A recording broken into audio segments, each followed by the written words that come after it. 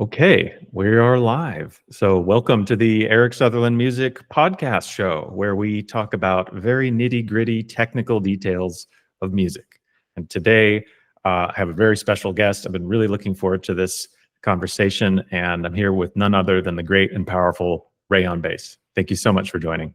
Hey, it's great to be here. Thanks for the invite. Absolutely. So, I have a lot of questions for you. But I wanted to actually first start out for any of us who don't know you and want to know where they can reach you or hear your music. I was wondering if you could just share with us like your socials and where people can listen to your music and follow along if they would like. Sure. Yeah. Starting with my YouTube channel, you can just search Rayonbase and it should pop up. And it has shorts, which are similar to Reels and or TikTok videos. But it also has what are known as art tracks. So all of my released music is available basically for free on YouTube if people want to go there. If they have Spotify or AppleMusic or any other major DSPs, iHeartRadio, you name it, Deezer, Tidal, etc. I have channels on all of those. And 4 albums and about 46 songs posted on those outlets. For merch, I have rayonbase.com, and that's just mostly t-shirts, but also the occasional mug. Awesome. Yeah. And lossless digital downloads on Bandcamp. You can just search Rayonbase there. TikTok, my channel is Rayonbase, and Instagram, my reels are all on _Rayonbase_. I'm kind of in rebuilding mode for that one. It's a relatively new page, so expect more new stuff there in the future. Awesome. Well, I'll be sure to put the links down below so people can reach out and get involved. And can you show me that mug again, or that cup? Sure. Okay, love it. It's important to stay hydrated. Yeah. Why not do it in style? Yeah, this is a basically an aluminum travel mug, and it's got a spill-proof top, and that's available on my merch site. As is this t-shirt. Yes. Shelter. I love it. Yeah. Thank you. All right. So, I guess my intent with this conversation is that I have like a framework, but it's meant to be free form, right? And I really want to dive into your music, your musical world, your concepts, how you create, and just how you think about music, because it's some of the more interesting and perplexing music that I've heard in recent years. Perplexing is an awesome word for it, I would say. So for those of us who don't know, can you just give us the brief overview of the name? What is Rayonbase? Oh, sure. Yeah. So I started about 4 years ago with releasing new music, and I decided that one of the things that was really important to me was to make creative use of synthesizers. And I was thinking about different things to kind of convey that. And I decided that, the first widely used synthetic fabric was rayon. So I thought as a synthetic fabric, that kind of maybe implied something retro and modern at the same time with synthesizers. Obviously, nylon superseded it relatively quickly, but you can still find rayon-based clothing in various parts of the world. It's not super popular in the United States these days. As for bass, it's kind of an interesting thing where I felt like it would reflect the tonal quality of my voice. I have a fairly deep register, and being from Minnesota, this is where I'm based in St. Paul. The BASS that you would normally use to designate a lower register is something that would be confused with a fish. Yes. Okay. So I felt like spelling it BASE would at least give people the pronunciation I was looking for. So right. Just made a portmanteau, as they call it, from those two words, and didn't look back. Fantastic. I love that there's like multiple layers going on there. That's fantastic. Um, so I guess I want to just jump in with a kind of deep question. I want to know, how does your compositional process work? And I want to know about how you generate ideas. Like, do you start with a concept and then execute toward that concept? Or do you play around with material and then kind of get inspired through that? It's kind of a crapshoot. I do both methods. I don't exclusively do one or the other. I'm probably a little more oriented towards coming up with lyrics early in the project.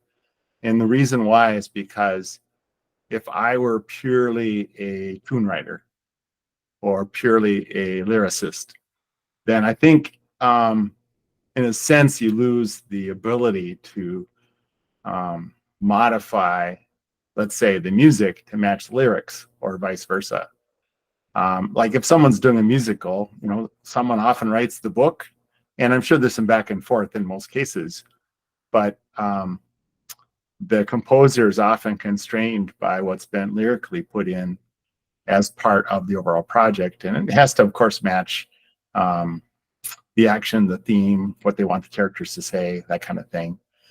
So one of my heroes in terms of songwriting is Irving Berlin, and he almost never split up the lyric and the music writing duties. He almost always did both in tandem. And I think having the ability to mold either side of it to match the other is kind of an advantage for me as a songwriter. And so I try to take advantage of it. I don't usually write a song where the lyrics are set in stone, or the melody is concrete or anything like that. Both tend to get modified in the process. That actually leads into the next question, which is, how do you merge the lyrics and music? And I think you touched on it a little bit, but I'm wondering also, when do you know that it's done? Like, you can fiddle around as as artists and musicians, don't we do that a lot? Like, we just play and tweak, but how do you know when it's like actually like, yeah, this is it. This is the rhythm. This is like how it's going to flow. Well, most of my songs have gone through what I would call the awkward teenage phase, where halfway through the songwriting process, I'm feeling like, what if I just didn't develop this any further and kind of, put it on the back burner? Or in some cases, you could just spike it and say, I'm not going to do this. What I've kind of experienced in many cases is that if you sort of don't let that feeling stop you from continuing, then eventually you kind of fall back in love with the idea or the sound of what you have. And of course, as you probably know, when you're in the latest stages of songwriting, you start making smaller and smaller adjustments. At least I do. And I try to remember that it's okay to make small adjustments at that stage. And often what I do is I start keeping many more versions of the original. Like very early on, I might have one version for every couple days or something like that, that I could fall back on in case I feel like I got into a cul-de-sac. But at the very end, I might, create a new version every 2 or 3 hours. When I say that, I mean like a file. Mm-hmm. And as a result, I feel like I'm kind of, cooking a small fish delicately at the very last piece of it. Because you just hate to sort of like do something radical and feel like you just really threw out the good parts and degraded the song. So when I get to the point where I'm making small changes, that's when I feel like I'm close to the finish. I also have kind of a secret weapon. A friend of mine who is a songwriter and a musician who's very sharp, very musical, generous with his time, is kind of my sounding board. So like one song I sent him, he said, some people really like to put bridges into songs. This would be a great song to put a bridge into between, say, a verse B and verse C. And I'm going like, oh my gosh, what a great insight. And I'm not saying I haven't put bridges into other songs, but it was just one of those things where having that extra pair of eyes and ears can make a huge difference. Yeah, that is great because I think very often we don't have that sounding board. I know I don't. When I was in conservatory, we had, colleagues and other peers who we could kind of give critiques on. But I think that's really important to be able to share with someone that you trust. I'm going to write that down. Takeaway. Yeah. Well, I think another piece of it is that I have to be kind of patient. He usually gets back to me within 3 days or something like that. But I have to be kind of at the point where I'm willing to wait to hear what his feedback is. Mm-hmm. And sometimes he's pretty, light touch kind of person, will say, oh, it's pretty great, except for have you thought of this, or whatever. So I definitely got a little bit more in terms of specific and significant feedback, the first 10 or 15 songs that he looked at. But I do feel like he should still have the power to sort of slice it to ribbons or just say, go back to the showers. Right. Which kind of too nice a guy for that. Another thing that I do, which may or may not be that big a deal, is I'll listen to a song in the car. Interesting. And, why that? Well, not every car is like this, but my car has some kind of sonic limitations. It does a good job with stereo separation. But there are some things that just because of the sound reproduction qualities in the car, I can hear limitations. And, you could put it through like a smartphone speaker, but that's a little too harsh. Mm-hmm. Something that doesn't sound good over a smartphone might not be something that you'd have to spike and start over again. But listening to things in the car, it's kind of like taking a step back from the computer screen, and it takes a little patience. Sometimes I feel like, oh, it'll be fine, but then I go down and listen to it in the car, and I often make at least one tweak, if not a couple.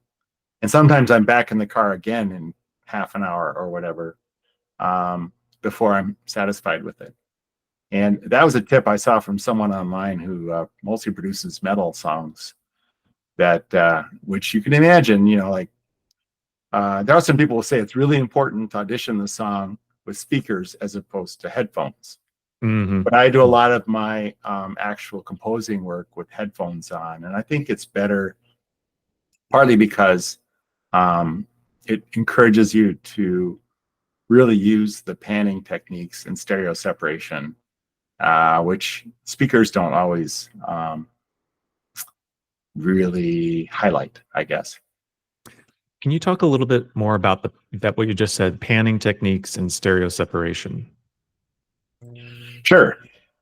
Well, first of all, I'll mention one thing I learned the hard way, and that is some of the tracks that get put out get processed at least part of the time in mono.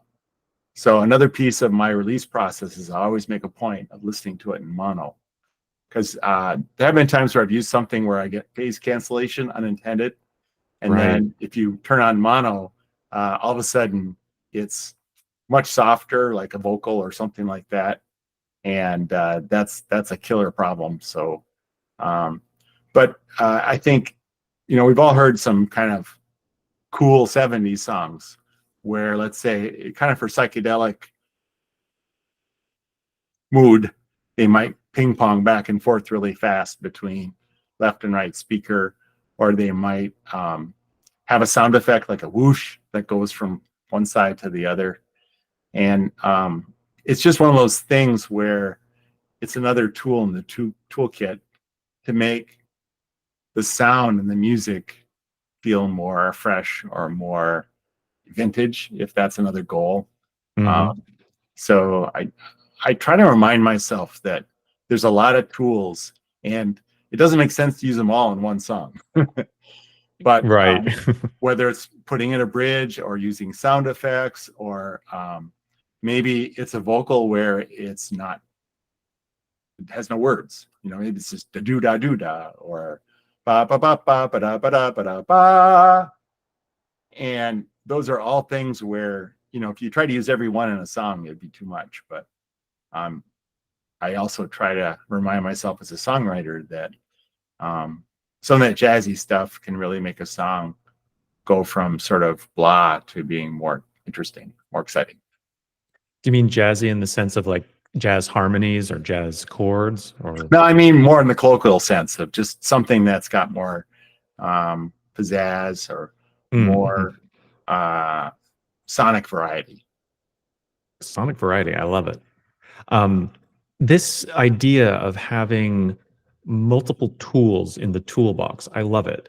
I also have, you know, a list of things that I can, sometimes you know, you might not be super inspired, but you can go back to your toolbox and be like, oh, utilize your stereo image, or, you know, almost like a flashcard or something. Yeah. That you, Yeah. And the other thing I think that can really inspire one is to have some kind of pseudo random source of sound or songs to listen to. The one I've probably used the most has been like a artist station on Pandora. okay. I think it used to be a little bit more sophisticated, and nowadays it's got some things where all of a sudden a Taylor Swift song will come up, or a Weekend, or somebody that's just being marketed to the huge extent that it would basically intrude on almost any of the channels that are out there. Ironically, one of the things that happened to me when I first started releasing music on Pandora, I was curious what kind of artists and songs would be considered similar, you know, by the algorithm and stuff. And when it first came out, there was about a 2-week period where everything that wasn't my music was almost entirely 1950s, 1960s songs by Ethiopian jazz composers.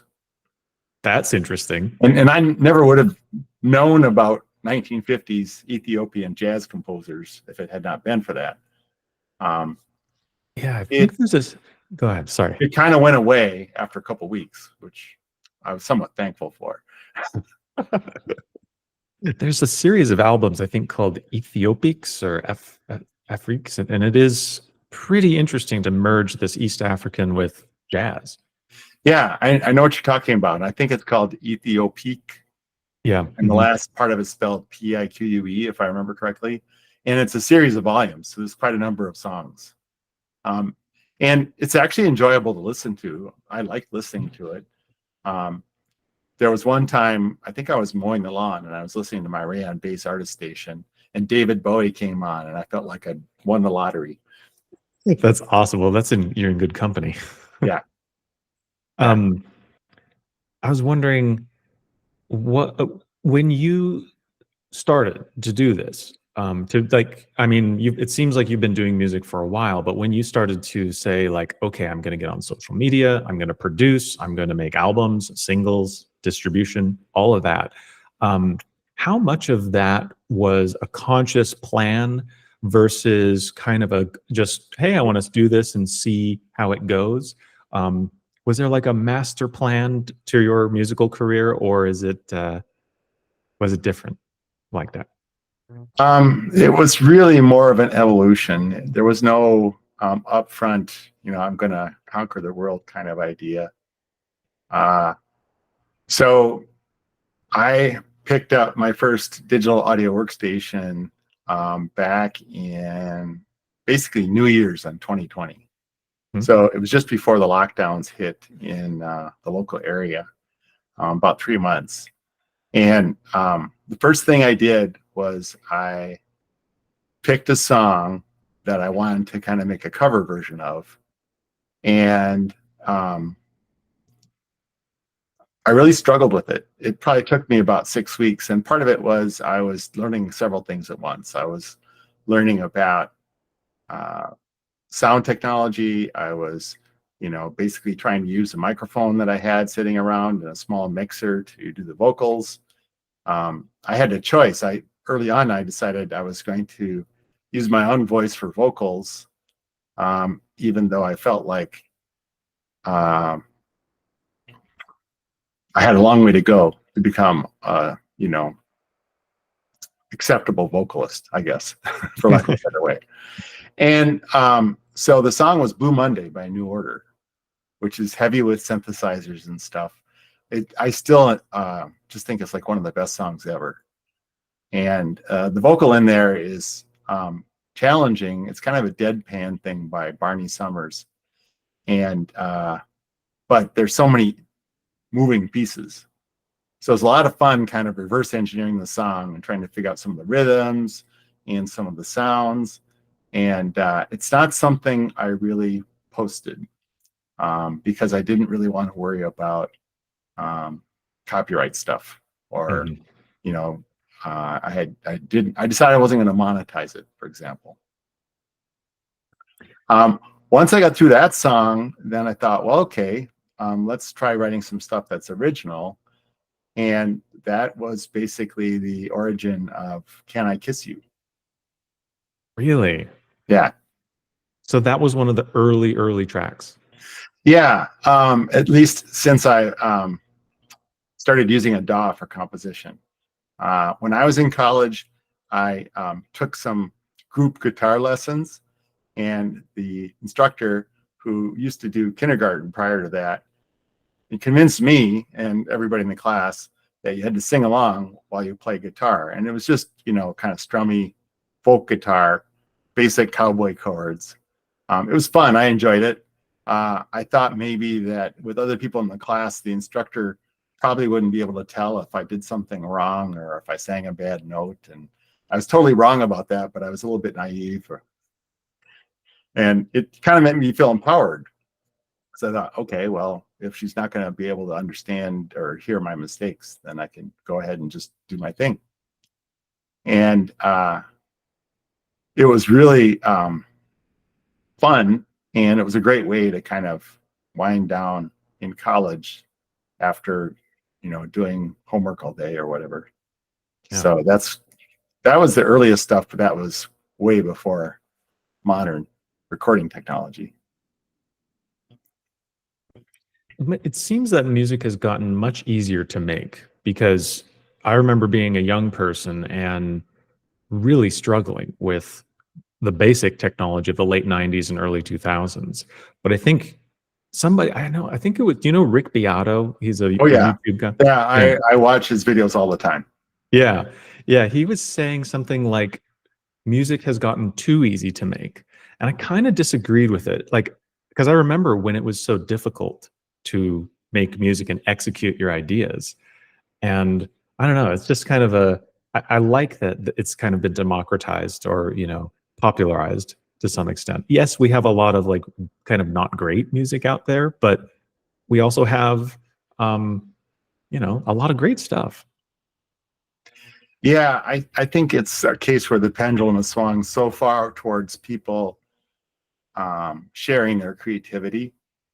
You could get a 4-track recorder in the days when I was trying to learn folk guitar and bounce stereo back and forth, and you could even use a mic in the recorder itself, and then share cassettes with friends, and who didn't share mixtapes and stuff like that at that time.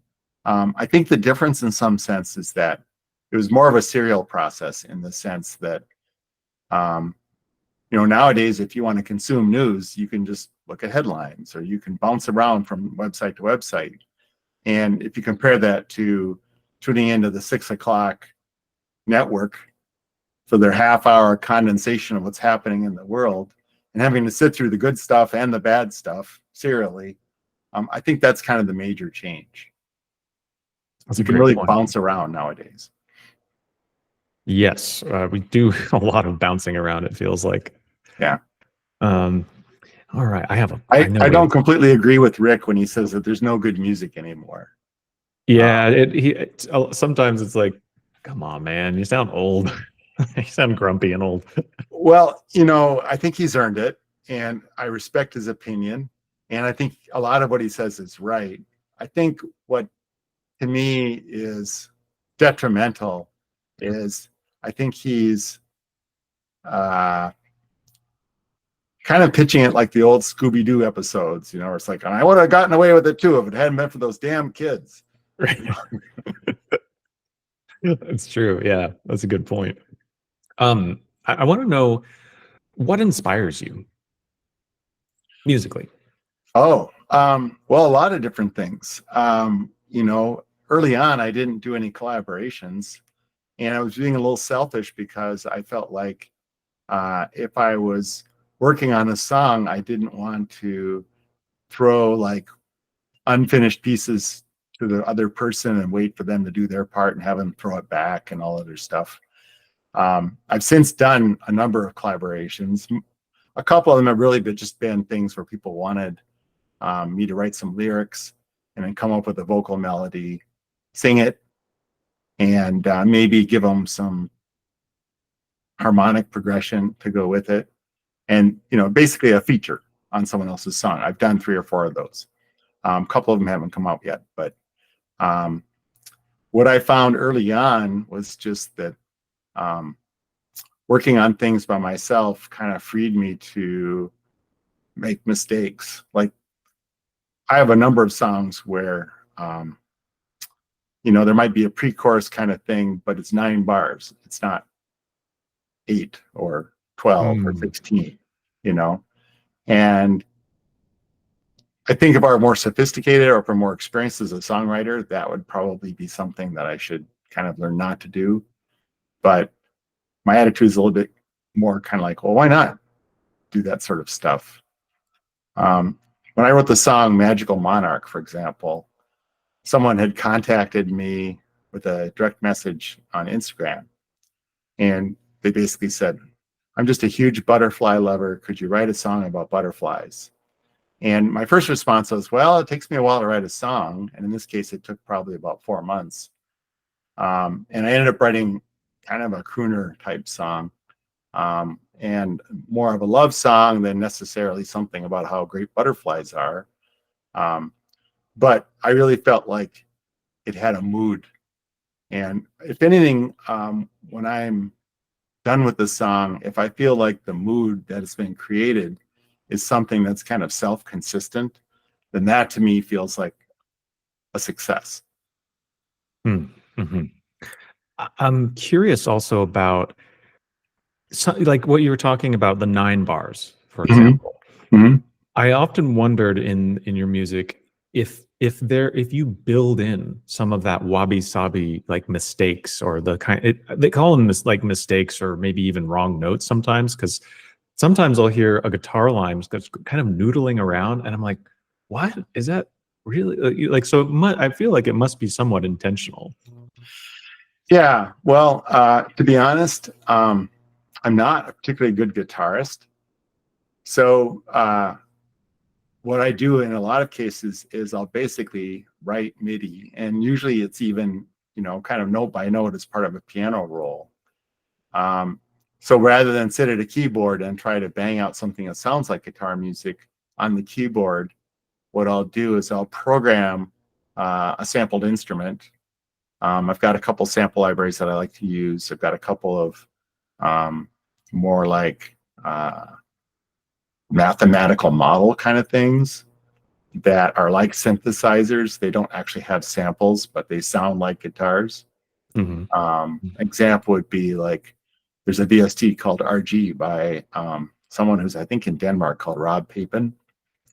And it's kind of a rhythm guitar sandbox. You can just play with rhythm, or you can play with different guitar sounds and stuff like that. And it's something that's there's a free version that's out there that's pretty cool.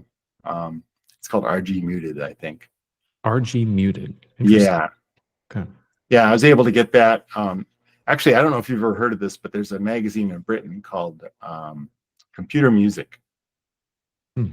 I've And never heard of it. for like a £9 subscription or whatever, you can get something like 80 to 100 VSTs that have been kind of specially made for them, that are maybe slightly limited versions of synths or effects, or this RG muted is something that they have.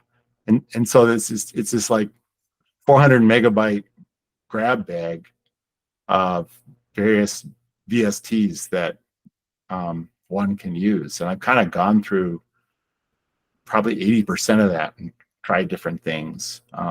They have things that are like drum synth emulations and stuff that are pretty cool.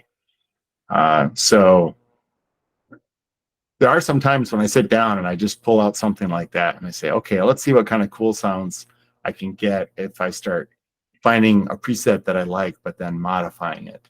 One thing that I've learned with VSTs is that it makes sense not to just use a VST preset in an unmodified format. It's a little bit like if you've ever seen a presentation, you say, oh, I know exactly what tool they used to make their presentation, because what they use looks like the default template or something like that. Got it. Right. Yeah. That's actually one of my questions also is do you build your own presets? Or have you played with that a little bit? Or do you usually start with the preset and then kind of use that as a departure point? The lazy man's way is to take a preset and just hack it, you know. Like the most obvious thing is a lot of synthesizers are not volume sensitive. I'm sorry, velocity sensitive, right?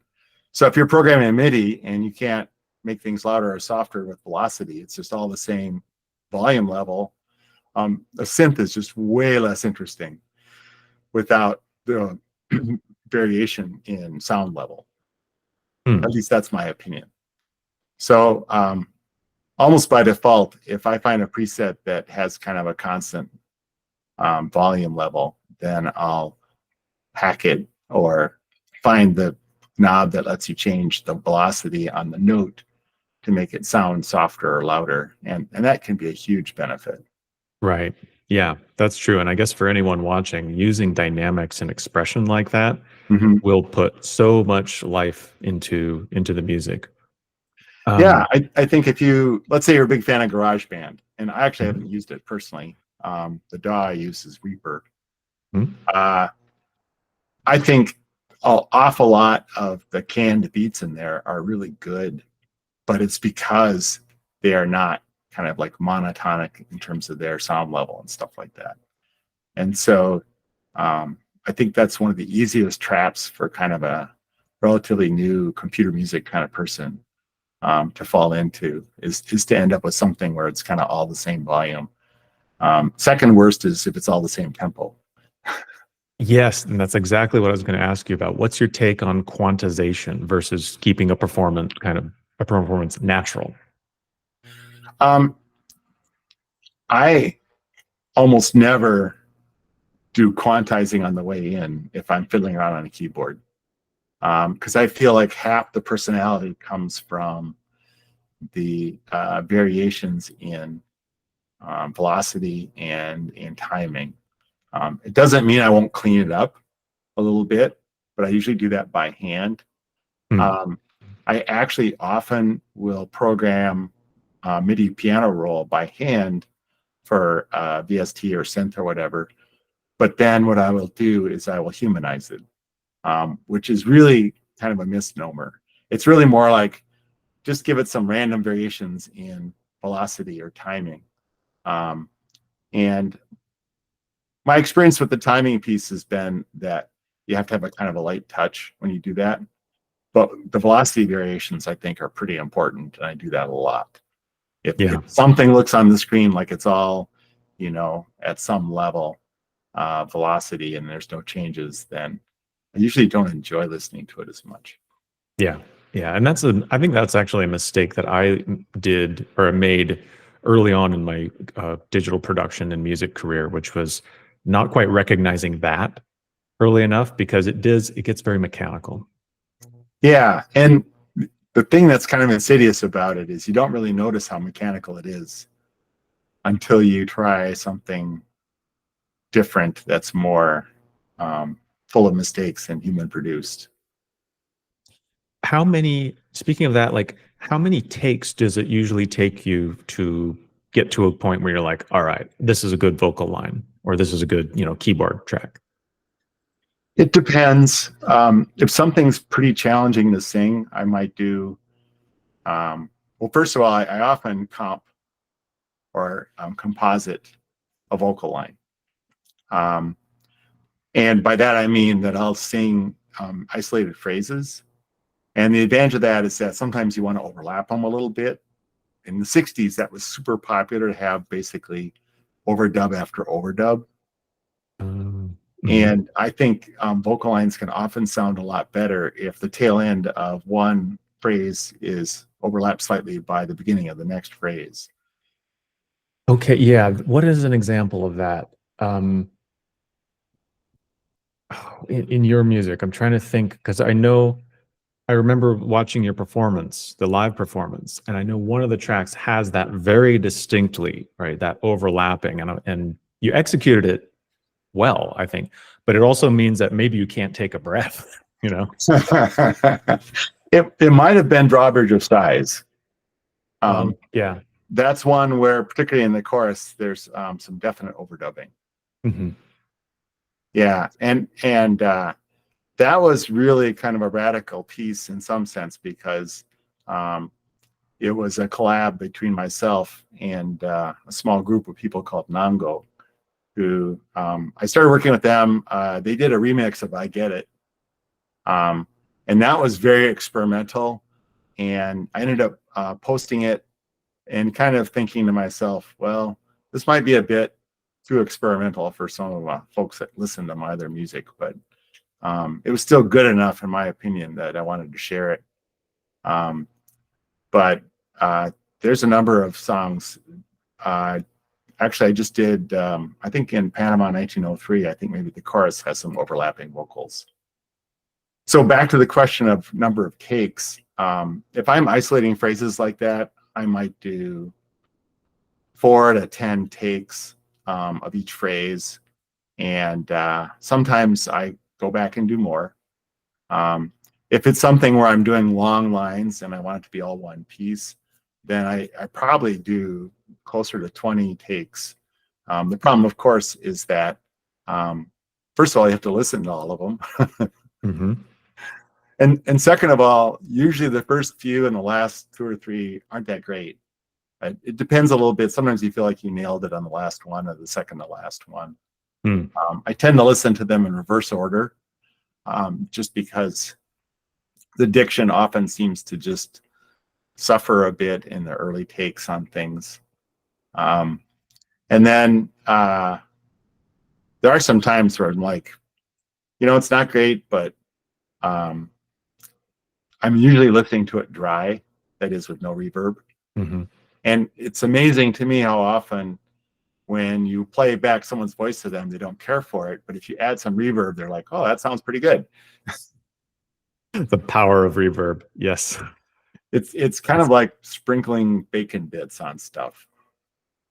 For me, it's always like I have a piano here, and if it's dry, it's like that's okay. But if you turn up the reverb, you're like in a concert hall, and now your C major becomes very profound for some reason.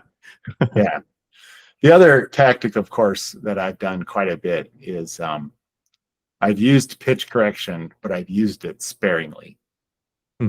I'd rather have it highlight for me the areas where I need to try to get on pitch. That's why I might re-record something, is if I feel like I can do a better job knowing where the kind of stinky spots are. But I think it's important to leave some things a little off pitch, especially if you're doing like scoops or other vocal techniques that are basically expressive, and if you scoop something, or another thing that a lot of people do, if you're trying to hit a high note, sometimes you'll hit like a semitone or maybe 2 semitones below and then bring it up. Right. Occasionally, you'll come at it from the top side and come down. And if you start taking away some of that stuff, it really makes it feel a little too modern. And in some cases, I think it takes away the character. Interesting. Yeah, actually, there's a great point about scoops. Almost like you can find the note slightly easier if you're, scoop into it. Yeah. Um, Yeah. And, there are some artists. One of the ones that I love that I like to think about sometimes is Patsy Cline. And she would practically yodel, So there's room for being off pitch. I mean, think about it. If someone did a bend on a guitar and you started like trying to correct that or whatever, it would sound horrible. Right. Yeah, that's a good point. Here, I'm making more and more questions as we continue this. Favorite sample libraries? The one I have that's kind of the biggest is by IK Multimedia. Mm-hmm. It's known as Sample Tank 4. It wasn't cheap. I think the version I bought was like about $150. I got kind of I timed it so I got kind of a deal. And they have some other things like Amplitude and Syntronic and stuff that I have kind of cut down versions with basically like the free libraries that come with it. But it has so many samples, so many interesting instruments, world percussion that would otherwise be hard to find. And it also has a good system where you can basically say, well, I'm looking for something like strings, but I want something that sounds syrupy or distorted. And you can basically apply like adjectives as you narrow down which sample library you want to load. And there have been times where I've just kind of gone through every single guitar, which is time consuming. I can imagine.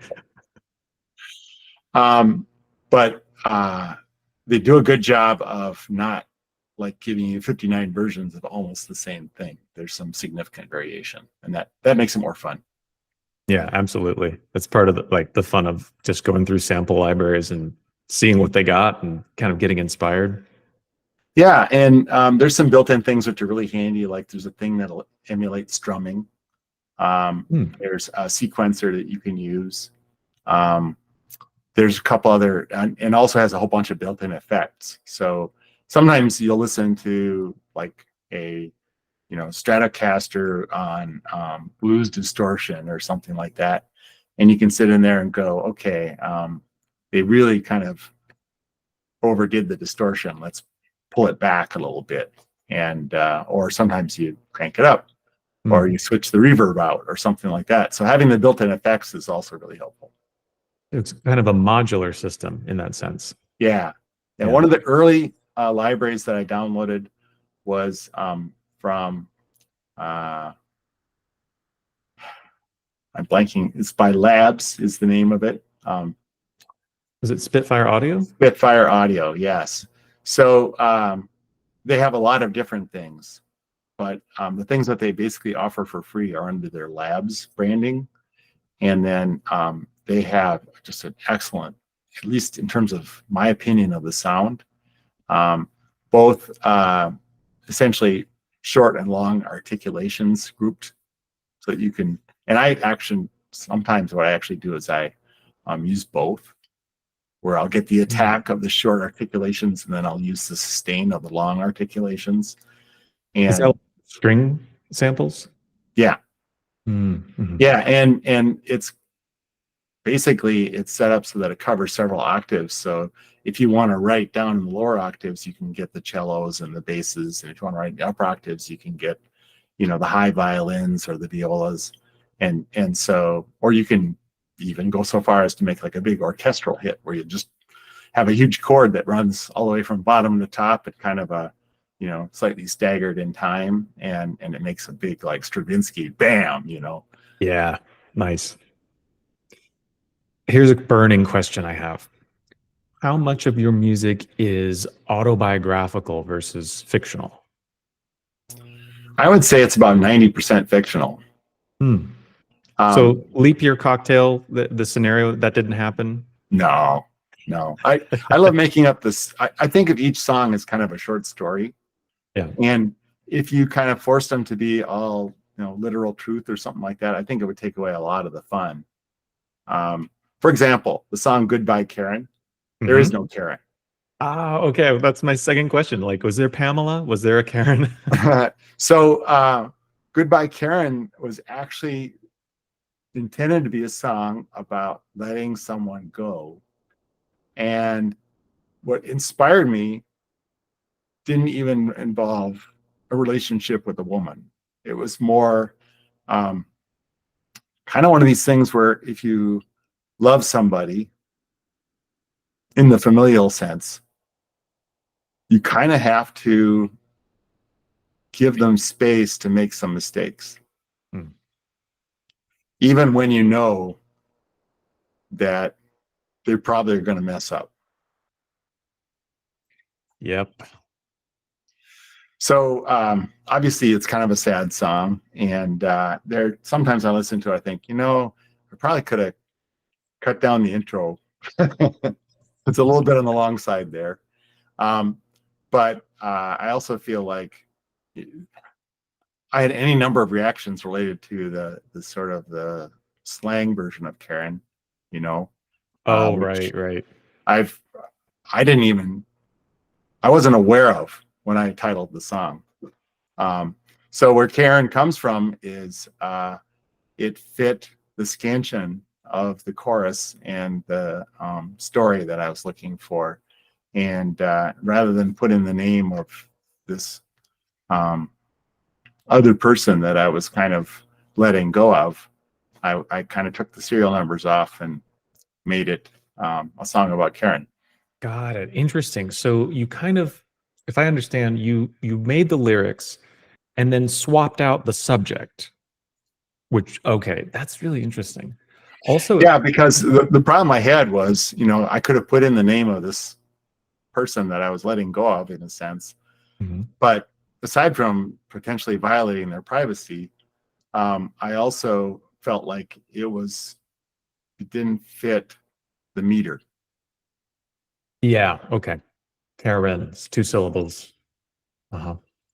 And the other thing that's kind of a side note, if you will, is if you happen to go on Spotify, they have this thing called Canvas. I don't know if you've seen it or not, but it's kind of a short video that loops behind the album cover or something like that when you're watching on Spotify, if you're on a mobile device. So you only get it if you're not on, like, let's say a web browser or something like that. And I threw in kind of a very sort of hazy or partially opaque picture of Karen Carpenter. I used to think Karen Carpenter was probably one of the best vocalists in all of the industry. And I still have a great admiration for her technique and for the kind of person I think she was. I saw her in concert once years ago. So part of the song was about losing Karen Carpenter, actually. Oh, yeah. It's one of my favorite songs. And you mentioned cutting down the intro, but like, don't do it. It's great. The duration is part of it, I think, in my opinion. Yeah. So except for when I first did a video that was just a picture with laminar flow, it was basically my first actual like TikTok release. Going back to the Karen, Goodbye Karen. The whole song is extremely melancholic, but there's one moment where there's this incredible enthusiastic synthesizer solo, and then it goes back into the kind of melancholic thing. And I found the contrast so like kind of hilarious, but just the contrast was great. What were you thinking when you made that or you did that? Well, the synthesizer solo was kind of an attempt to add tension. So it's got kind of a higher tempo, and it's got more of a driving beat to it. And almost everything else kind of takes a back seat, like the guitars, the bass line or anything like that. And what I was kind of trying to do was almost convey a sense of this Karen person that I'm letting go of, going out into the world and being basically very focused and driven. You know, the Beatles did a song, "She's Leaving Home," right? And mostly it was kind of about the parents, but it also kind of was about the young woman who took a job with a motor trade, you know. Oh, interesting. I didn't know that. And in that song, you know, the parents didn't understand why this young woman had to move out of the house. And in this case, the young woman moved out of the house without any warning or any goodbyes, you know. Hmm. And, you know, my version of it is a little different, but the idea is kind of the same, that synthesizer line is kind of like a theme that I would associate with this departing Interesting. person. Right. Okay. You know, it almost reminds me of that Cat Stevens song where, you know, it's a baby, baby, it's a wide world, da da da da da, and I always remember you like a child. Almost similar kind of vibe of letting someone go. Mm-hmm. All right. What music are you most into right now, like these days? Oh, I have pretty eclectic tastes. You know, sometimes I'm listening to Bach or actually trying to learn how to play it. And then I get exposed to other things. I do take piano lessons. So like there'll be a piece I'm working on that'll be from the Romantic period, or another piece that'll be from a more modern period. And I often get probably my biggest inspirations from listening to British music from the 80s and 90s and some alternatives in the 90s and 2000s. I'm a huge fan of Adele. I like Ed Sheeran. I've learned to appreciate Kid Cudi and A$AP Rocky and some of the rappers out there. I think T-Pain has been kind of mistreated by history. He was a tremendous artist and a good songwriter. But now he's become almost a caricature of himself. This thing between Drake and his opponent just seems like it's contrived. I don't think it means anything or whatever. But I love Electric Light Orchestra. They're one of my favorite groups, and you know, they were very progressive, and had, you know, headline string players as part of their lineup. And of course, it had the energy of Jeff Lynne, who was a tremendous composer, songwriter, producer, singer, guitarist. Later, he got involved with the Traveling Wilburys, but he also did, he produced records for like Tom Petty and other people, George Harrison. Wow. Okay. So he's one of my heroes. Irving Berlin is another one of my heroes. I think he was a tremendous songwriter. I mean, he wrote the most popular song of all time, White Christmas. Oh yeah, yeah. I mean, he's absolutely prolific. Yeah, an unbelievable catalog of work. Yeah, and I read a biography, and one of the things that was really stuck in my mind was that he had a special piano made, so he could play any song he wanted to compose in the key of C. But he was not a very good pianist. So, and he would like to compose in other keys. So the special piano was made so that he could basically shift a lever and it would transpose up or down by, 1 to 7 semitones. That is insane. That's hilarious because we can do it. I mean, digitally, we can do it so easily. But to have an analog piano like transposing, that's incredible. I didn't know that. Yeah. And, one of the reasons why he's my hero is just that he was so good at making the melodies and the lyrics and the song an integral whole. Yeah. He was a genius. Yeah, that's true. Almost like the Mozart of songwriting. Mm-hmm. Mm-hmm. Is there? Oh, go ahead. I Sorry. was going to say another thing that I like was a lot of the 60s production where they did like wall of sound, like Mm. example, like the Association or the Turtles or the Mamas and Papas, you know, things where they really highlighted the melody, but also they typically adhered to a formula where, you know, there'd be a part that's kind of more mellow and then there'd be a part that's really aggressive and then they go back and forth. But it was always done in a way that made the song interesting. Is there anything that you'd like to try or do like in your musical life that you just haven't gotten around to yet? Well, nothing super urgent. There was one time where I thought it'd be interesting to write like a rock opera, but I don't think I have the stuff to really pull it off, at least not these days, you know. Yeah. I do feel like, so like Panama 1903 is a song that has a historical angle to it that I wanted to use. It was somewhat accidental. I just ended up using November 3rd as a lyric, and then I looked up, well, what the interesting things that happened on November 3rd, you know. Hmm. Before there was Google, it might have been tough to answer easily. You know, you couldn't go to the library and say, hey, tell me all the things that happened on November 3rd. But it happened that you could Google it and find out that, oh, that's when Panama declared its independence from Colombia. It had been a province within Colombia, but they are getting agitated and supported by big banks and robber barons in the United States because those people wanted to create the canal. No kidding. Wow. So yeah, because there was some mention about Colombia in that song. Yeah, And I was like, yeah, okay. I had no idea. yeah. So the concept was that the song is about someone who basically is in the middle of what amounts to a sort of a nonviolent revolution, but has no idea what's going on and probably drinks too much. Mm.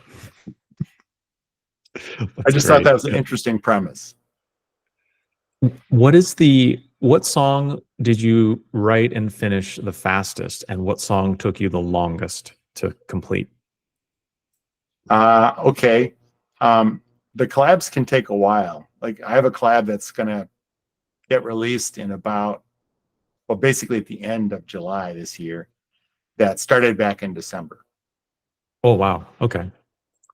Um, when I wrote The Coming Storm, I had it basically done in about 3 days. Wow. Because that's a dense song. There's a lot going on there. Yeah, I don't think it's my strongest song, to be honest. But the theme or the spark when I wrote that song was that I feel like politically there's a lot of people who are doing quite a bit of scare tactics or fear mongering, and that it's driving folks who would otherwise be pretty normal apart from each other with their fear. And I'm politically pretty much a centrist. Um, Someone asked me about my politics, and I DM'd back something like, well, I align based on principles more so than parties. Hmm. Mhm. And I think that's a reasonable way of looking at things. Uh, but it also makes the decision on who to vote for a little more tricky, right? Yeah, that's true. That definitely can be true. It's Yeah, funny the in the coming storm, you've got this very heavy lyrical content about twisting in air. You'll be wet to the bone, but then you also have this kind of domestic side of it, of a couple fighting or something. What is that about? yeah. So I wrote the lyrics in about half an hour one night. I'd gone out for a run, and I took a route that basically was kind of like out and back. And when I got about as far as possible from the house, uh, some weather came in and it just poured. And there was lightning. And at one point, lightning hit a tree nearby me, and I thought it was going to fall on me. Oh my gosh.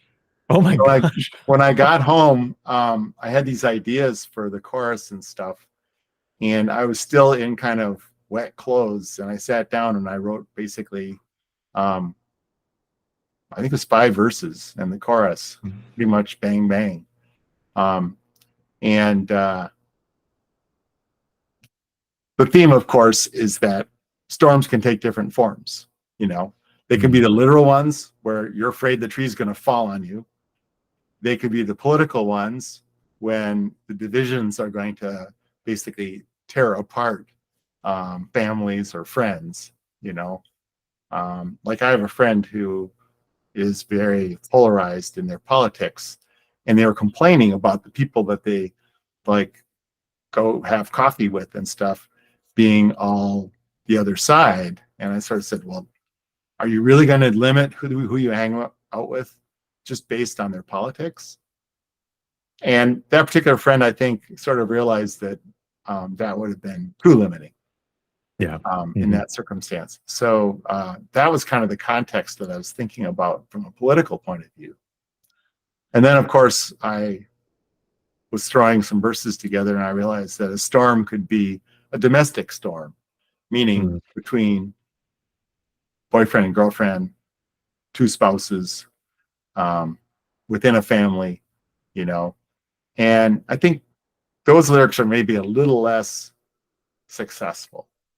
Perhaps, but it's one of those songs where it kind of wrote itself, and I put it out, and you know, I think if I were going to pick one song that I would kind of maybe do some nips and tucks on, that would probably be pretty high on my list. Interesting. Okay. Yeah. Because I really like it.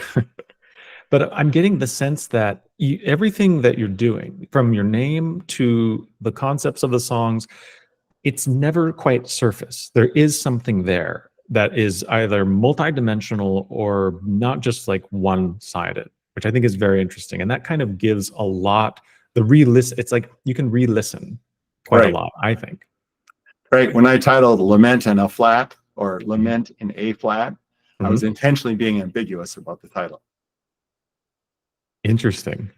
I always took it to be like almost like a dog whose owner has left for work. It's like this, I don't know. That was the image that came to me. I thought it was pretty funny. Yeah, well, I think if you do something that's really, I'll say, high art, then I think you have to be prepared as an artist that people will have very different interpretations. Yeah. We all make it our own, and we kind of bring our own emotional context to the work. Yeah. That particular song was inspired by kind of a friend of a friend who was just very down. And they were feeling so sorry for themselves that there was almost no joy in their life. And it was a good inspiration for something that had kind of a Baroque melody line in the background. So it had this synthesizer, and it kind of fit the darkness that I wanted to have in the music. Yeah, I remember that synthesizer line. It's very almost floating, running around. I get the Baroque sense, definitely. Yeah, and another song that I wrote that's kind of got a layer to it is Aspen Leaves. I played around quite a bit with different concepts, but I wanted it to be ambiguous as to whether it was about fall, where leaves come down, or about someone leaving another person. Leaves. Okay. Yeah. And, you know, there's names of trees that you could use that wouldn't necessarily sound like a person's name, but aspen actually happens to be sort of straddling that line between a type of tree and a person's name. Absolutely. Yeah. You do have this kind of wordplay a little bit where you can flip it either two ways. I wanted to ask about the graphic design.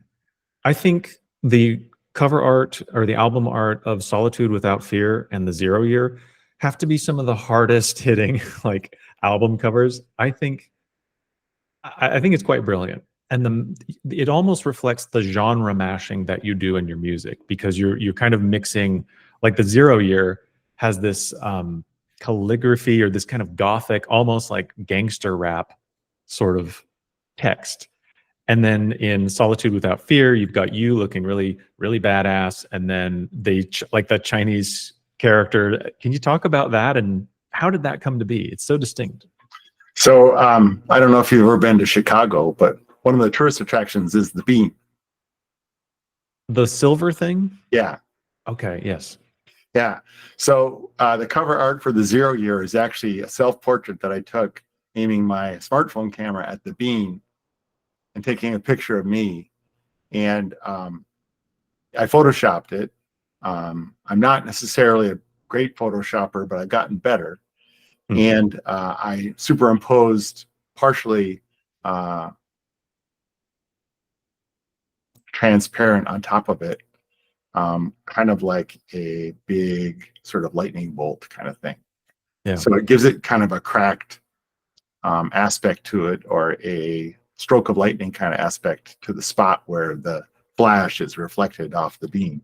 Okay, nice. And the title of the 0 Year was my attempt to reflect that it was basically the first album for me, but also it was 2020. And because of the pandemic, it felt like everything was nothing, starting over or dealing with the lockdowns. Yeah, year 0. It's like the before times and then the after times. Yeah. So, and I was motivated. So you could ask, well, why would you do albums if you release singles? And the simple answer is if you want to copyright it with the US Copyright Office. Oh, wait. So, okay, say that again. So if you can't I don't understand. So if you release singles, you can copyright them. Okay. But if you release an album, you can copyright multiple singles basically for the price of one. Oh, and then can you release a single from that album? Yeah, so I released these songs as singles prior to Oh, the album release. got it. Okay. So the albums are all compilations. Oh, interesting. Oh, I thought they were like kind of, play through kind of an album, but okay, that's great. That's really interesting to know. I should probably do that when I distribute my music. I had an ulterior motive. I just didn't want to spend tons of money to actually register the songs. I mean, when you create something and you put out an embodiment of it, technically you own the copyright because you created it. But if someone contests it, then in that case, having it registered gives you a much better position from which to argue that it belongs to you and no one else. So register it with what? The US Copyright Office.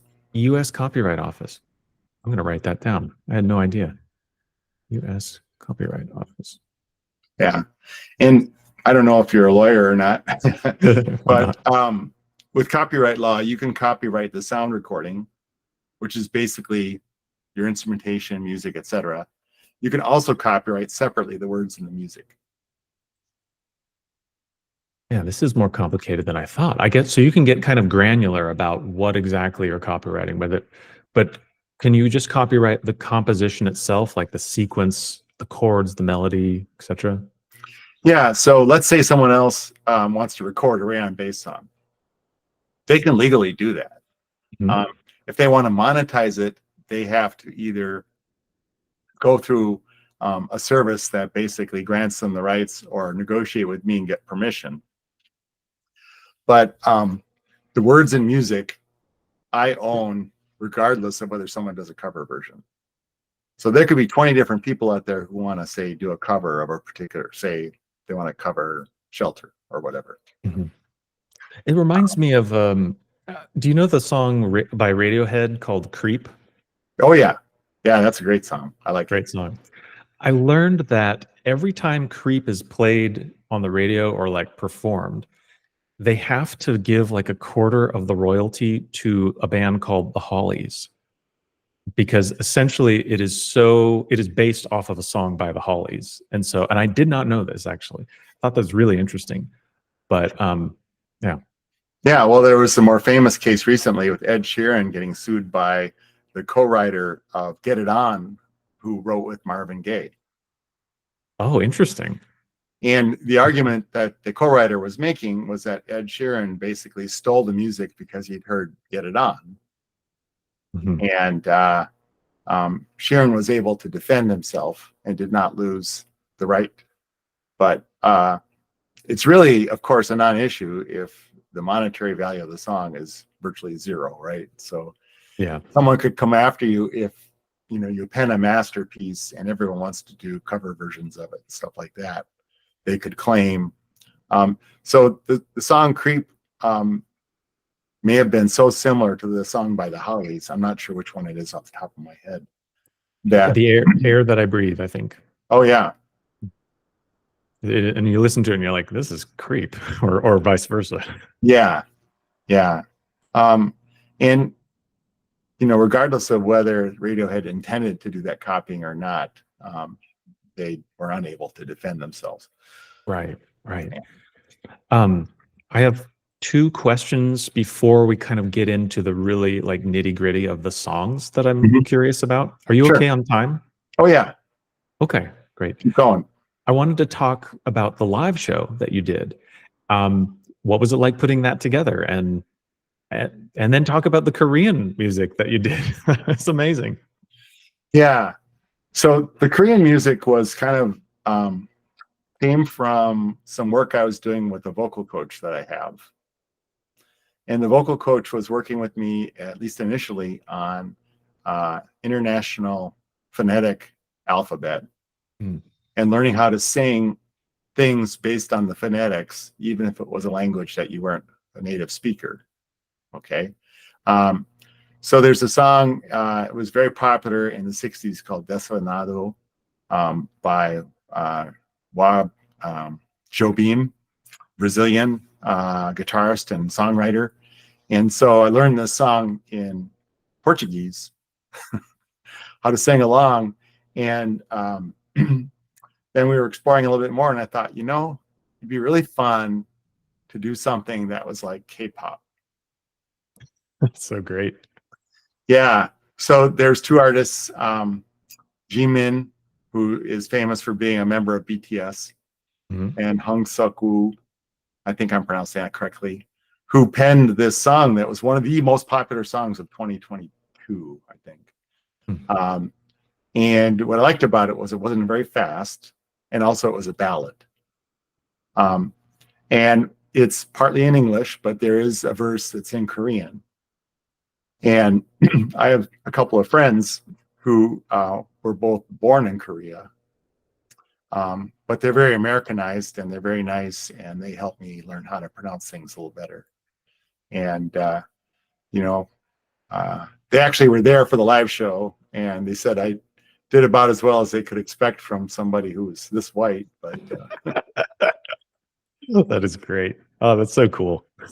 yeah, and I think it's a pretty song, and that's one of the reasons why I wanted to sing it. And it's the only one in the live show that wasn't one of my original compositions. Yeah. What was the most difficult part about preparing for the show?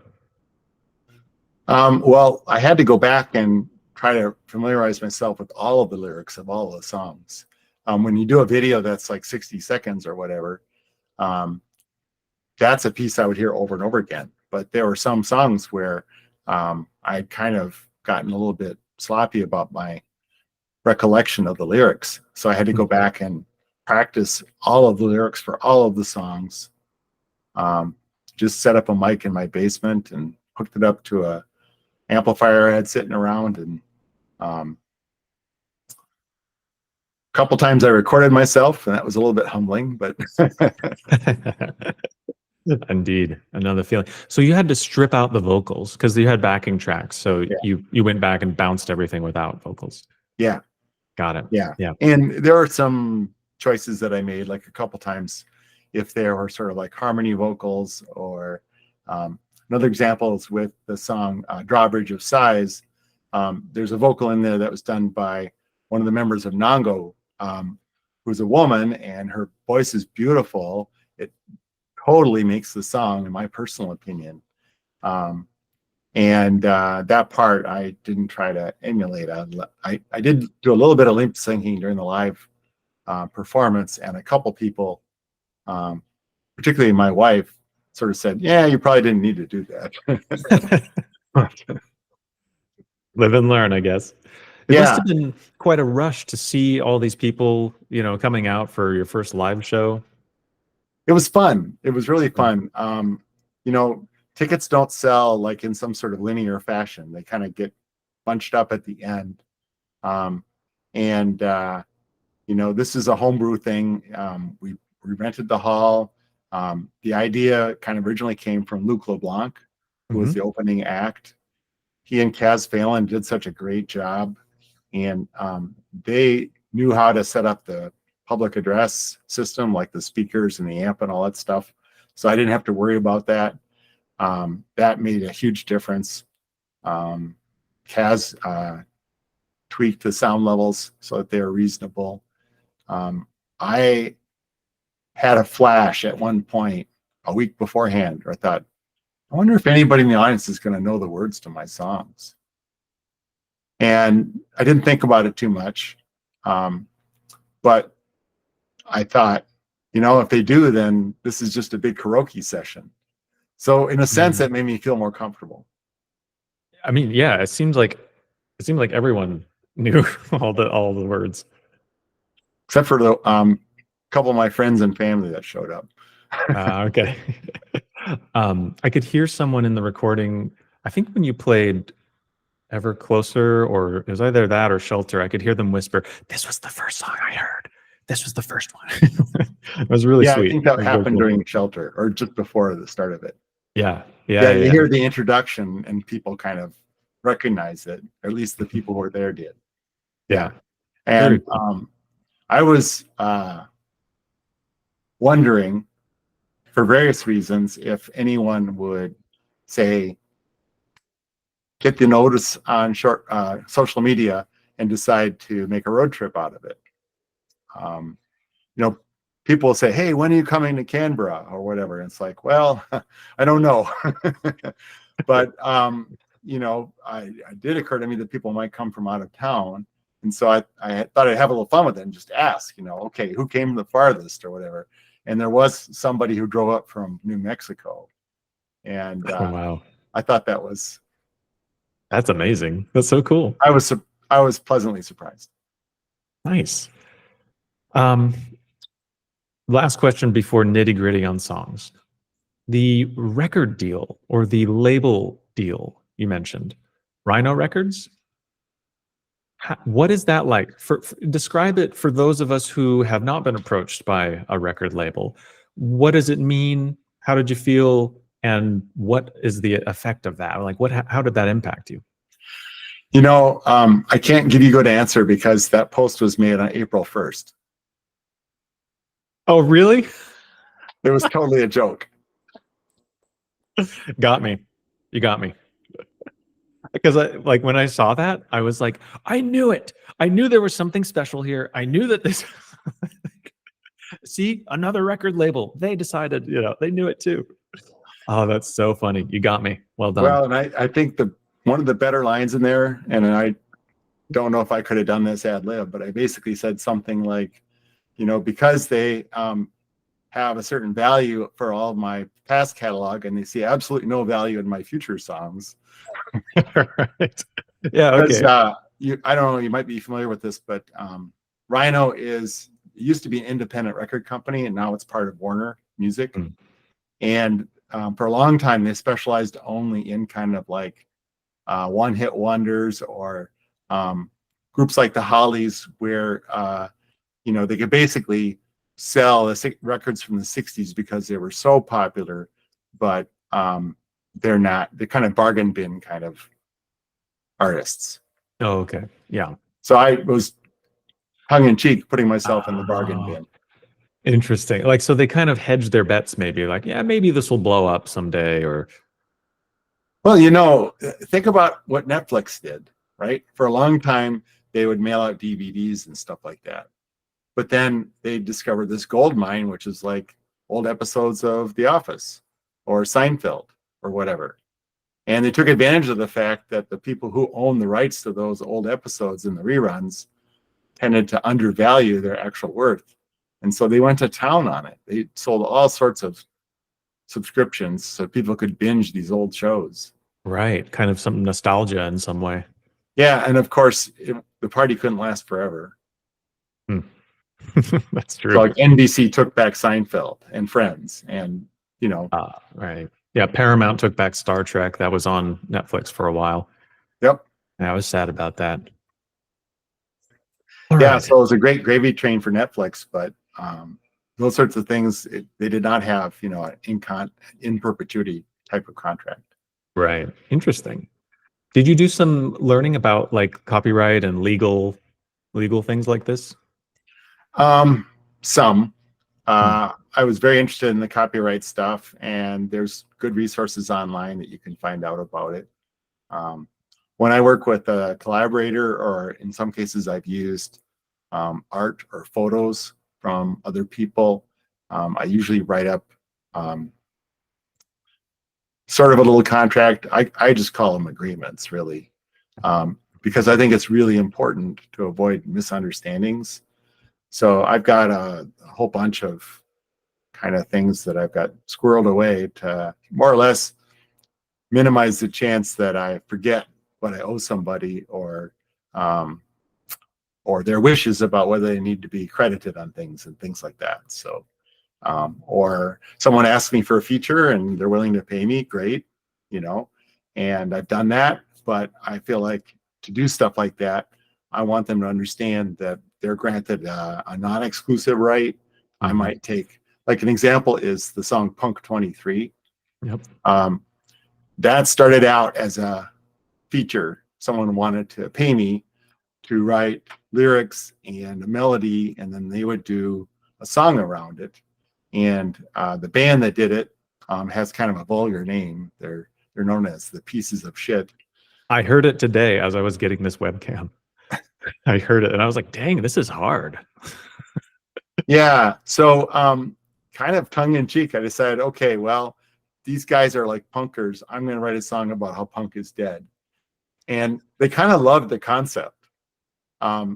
Their version of the song is different from mine. I don't think mine is better, but I think mine sounds more like what I would do. Yeah. Yeah, definitely. So it was kind of fun, and I, just needed to make sure before we started doing anything that they weren't going to expect that I would never do something with this part of it. And of course, my attitude is, if you're doing legal stuff, until you have a written agreement that both parties have signed, everything's negotiable. I think it's important to be reasonable. And I also think you try to think of like corner cases, like, what if someone comes along and they want the rights to put this in a TV commercial? Well, there's a legal precedent for that kind of thing, and there's things that you follow. But if you wrote a song together, or if they paid you to write something, you need to kind of clarify, I think, that you want the right to be able to do that without them coming back and asking for a portion of the proceeds and stuff. Yeah, got it. So that's a really great takeaway, is kind of to get very clear and specific about these sort of details and situations. Yeah, and if you do some searching, you can find kind of draft contracts that people have. And I'm not a lawyer. I don't want to be a lawyer. But I think if you can write stuff in plain language, or base it on something that's, aligned with a legal precedent, then, I think that makes both sides feel good, that there's not going to be a misunderstanding. Yeah, yeah, absolutely. So I want to talk about my favorite song of yours, which is I Get It. This was the first time that I heard Rayonbase music, and I had to keep coming back to it because I just did not understand what I was hearing. All of the different elements, all these different things going on. It's a very high energy kind of song. And I just wanted, can you talk about that one a little bit? Yes. So when you asked earlier about inspirations, I was a little tempted to talk about the inspiration behind that song. So I have a friend who uses a phrase, I get it, all the time. And in my mind, every time I hear them use that phrase, I think, no, you don't. And it's because they're immediately going to contradict themselves. Mm. They'll say, like, you know, obviously a battery powered lawnmower is more efficient and it's better for the environment. It's not as noisy. I get it. And then, you know, they'll basically say, but I love my lawn boy that runs on gas and oil, you know. Interesting. Yeah. That's not a great example, but you see what I'm kind of saying is that you just know they're going to say something the opposite of actually getting it. Right. Yeah. I Yeah. loved the all of these kind of like banal platitudes, all these kind of everyday phrases paired with this totally bombastic music. Well, when someone says have a good one, you know, they're being nice. You Mhm. know, it's not offensive or anything like that, but it's also so insanely vague. You know, you could say it in any circumstances. You know, you could be like, oh, I'm going to chop you in half. Have a good one, you know. Right. Yeah. It's almost like saying whatever, or it is what it is. Like that. There you go. It is what it is. Great ending. Love that ending. Yeah. And I decided to put in something that's kind of like a Gregorian chant. And the Gregorian chant is just the Latin version of it is what it is. Or no, I'm sorry. It's what is it? Say what you mean, actually, in Latin. Oh, Sit quod judicis. Sit quod. Yeah. Interesting. Yeah, and it's Yeah, a little tricky to sing Latin, definitely. but I thought it would kind of fit. I think the great, the contrasts, something, because you'll have this fast music and then it just stops and the meter changes and everything changes. And I noticed that in a lot of your music is there's a high degree of contrasting sections. Hmm. I think that's rarely done these days. And I think it's so refreshing because the listener has to be on their feet, so to speak. You kind of keep them on your toes. Yeah, yeah. One of the first things you do when you sit down with a digital audio workstation is you pick the tempo. I mean, everything else could get messed up if you kind of change it, right?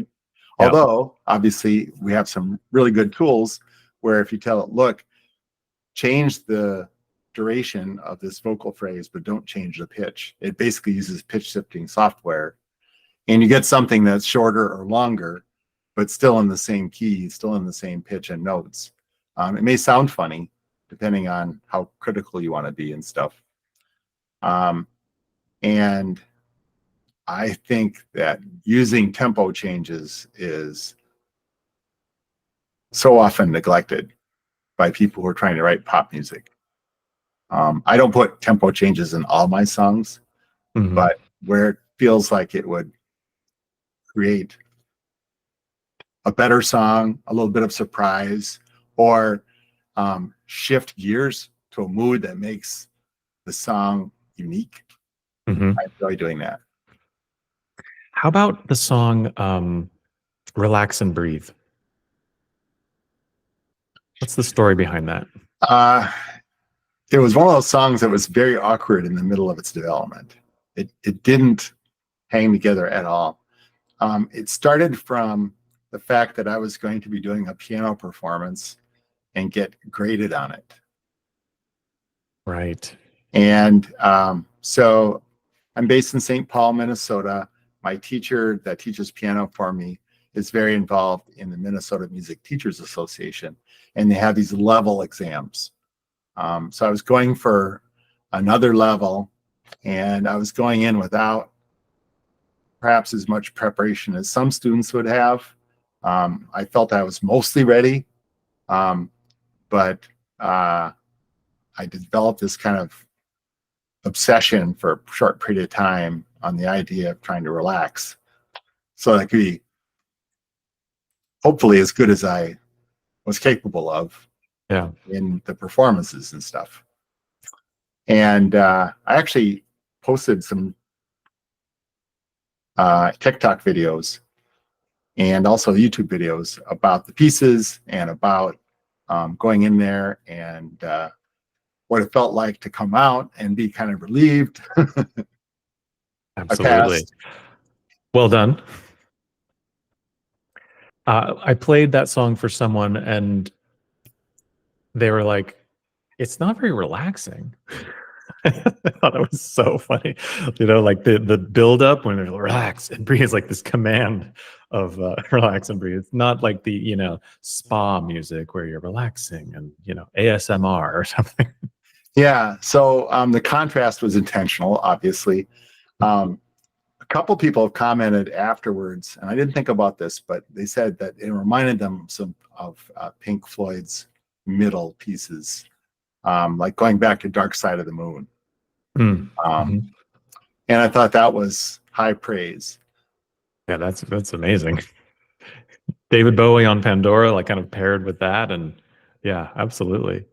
Yeah, and Pink Floyd is, I think, very much an acquired taste. I don't think everybody's going to enjoy their music, but some of their music was very progressive, very artful, and listenable as well. Yeah, amazing band. How about the song Pinpoint Light? I think this is great, really great. One that it has it does seem like there's some meter change or like a phrase goes on, maybe a bar extra. How did that one come about? Yeah, so that was sort of a reflection on a relationship I had where I was engaged for a while and it didn't work out. And the other person really needed to kind of spread their wings. A little different from the sense of Goodbye Karen. Goodbye Karen's kind of about letting go. And Pinpoint Light is more about like launching somebody and trying to give them their best shot. And, if you get engaged to someone and they don't want to plan the wedding, that's kind of a hint. Okay. That's true. So, Yeah. and it was the song isn't really about the relationship or anything particular at all. It's really more about how looking forward and kind of looking upward or towards the heavens can make you feel good about the fact that they're leaving. Mm-hmm. Hope for the future, perhaps. Yeah, and wanting the best for the other person. So it's got that little thing. It's just a musical device or theme at the end of each verse that goes da da da da da da dwee. Love that bit. Yeah. And that was just kind of one of those things where first time I put it in there, I thought, this seems a little cheesy. But then I thought, but if you do it just before each of the choruses, then the chorus is coming. It's like a 6-note pre-chorus. 1, 2, 3, 4, 5, 6. Yep. Mm-hmm. Yeah, I think that's the hook. I mean, that's the thing that I like the most in that track. And it's kind of a banger, It's like, I love the beat, the rhythm. Yeah. When I did the video for that, I kind of was a little stymied in the sense of not knowing what I wanted to do. But then I saw a video for Depeche Mode's song about the silence. And the lead singer is walking around with a crown on and these robes that are like for a king, with the ermine collar that's furry that has the black spots on it. And so I fished around and found something kind of like a cape. So some of the images in that video, I'm walking around with a cape on. That's awesome. That's really cool. Let's see. Intro to Par Avion. This musette accordion. This is one of the crazier melodies or instrumental lines. Is that played by keyboard or what's going on there? I used a accordion sample from a library. And it was kind of a pain to figure out because you probably know this, but accordion has a whole bunch of rows of buttons that are like chord buttons. And then it has something like a keyboard for playing melodies and stuff like that. And the VST actually had an analogous thing, but it was mapped to a MIDI keyboard. So I had to figure out the mapping so I could get the chord buttons out to come out right. So like the chord buttons are down on the left hand of the piano, maybe, and Yep. then the melody. Oh, okay, right. Mm-hmm. Yep. And it's just, I wanted to write something that sounded kind of upbeat in French. Well, So I was you picturing achieved sort of that. like a kind of crowded, kind of densely packed cafe in France that was sort of like a home for live music, even though there was nothing going on at the time. So I threw in some kind of samples of crowd voices in the background. And I also found a sample of someone who's giving kind of an instructional video in French. It was recorded by a Canadian artist and it was free. And so basically that's where the French girl's words come from. Something She's about a actually ticket. explaining something about how to do a PowerPoint presentation. Oh, that's funny. That's awesome. Yeah. You have a couple songs. I mean, like that references kind of traveling, and then you have "Where Will I Go Next?" I think is, do you like to travel? I do. But you may have the similar experience where there are times when you feel like, all the stuff I want to do, like my hobbies, my piano, etc., that's all at home. And if you travel enough, you get to the point where you feel like you never really get a chance to, catch your breath, that you're always planning the next trip before you finish this one. Yeah. I have a friend that is really bad that way, that always wants to have a trip kind of planned and set up even before they finish the last one. Okay. Maybe addicted to travel. And one of the things that was kind of fun is when I listed things like cities and countries and stuff like that. Those are all places I've been. Okay, right. Thinking of this, not necessarily traveling, but I'm just thinking about like going places. You had the song Woodside Hotel, and this reminds me almost like it's a callback to something that existed in a bygone era, like a kind of community, all right, now all the women sing, and now just the men, and like, almost like line dancing or something. But I love that the mashup of synthesizers and jazz band. How did this piece come about? Yeah. So have you ever heard the Ken Burns series about jazz? Yes. So one of the great artists that he highlights is Benny Goodman. Hmm. And Benny was a big band artist. He was also a clarinetist and composer. And he wrote a song called Sing, Sing, Sing. And it starts off with the drum solo by Gene Krupa, who's one of the greatest jazz drummers ever. And he's just on the hairy edge of losing it. He's just bam, ba-dam, bam, bam, ba-dam, ba-dam, bam. So the introduction to Woodside Hotel was inspired by that. Nice. Yeah, it's a great intro. Yeah. And then I, not that long ago, had heard someone who was like a old-fashioned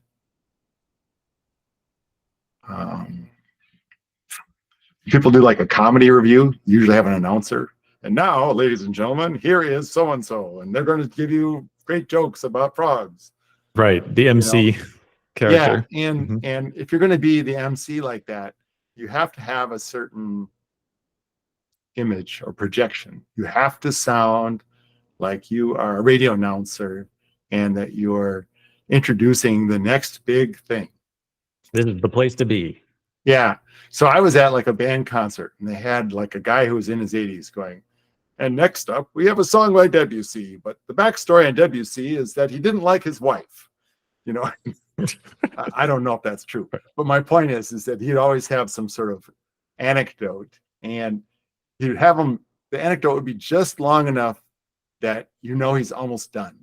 Right. Okay. Yeah. Because that can get they can go on and on. That's right. You know, if you give people all the backstory about Beethoven's Ninth Symphony, you're going to be there forever, right? Absolutely. Yeah. So so that introduction was inspired by listening to one of these 80-year-old people who introduced bands, and this is someone who didn't get paid to do it. It was just their hobby, and they were really good at it. Very cool.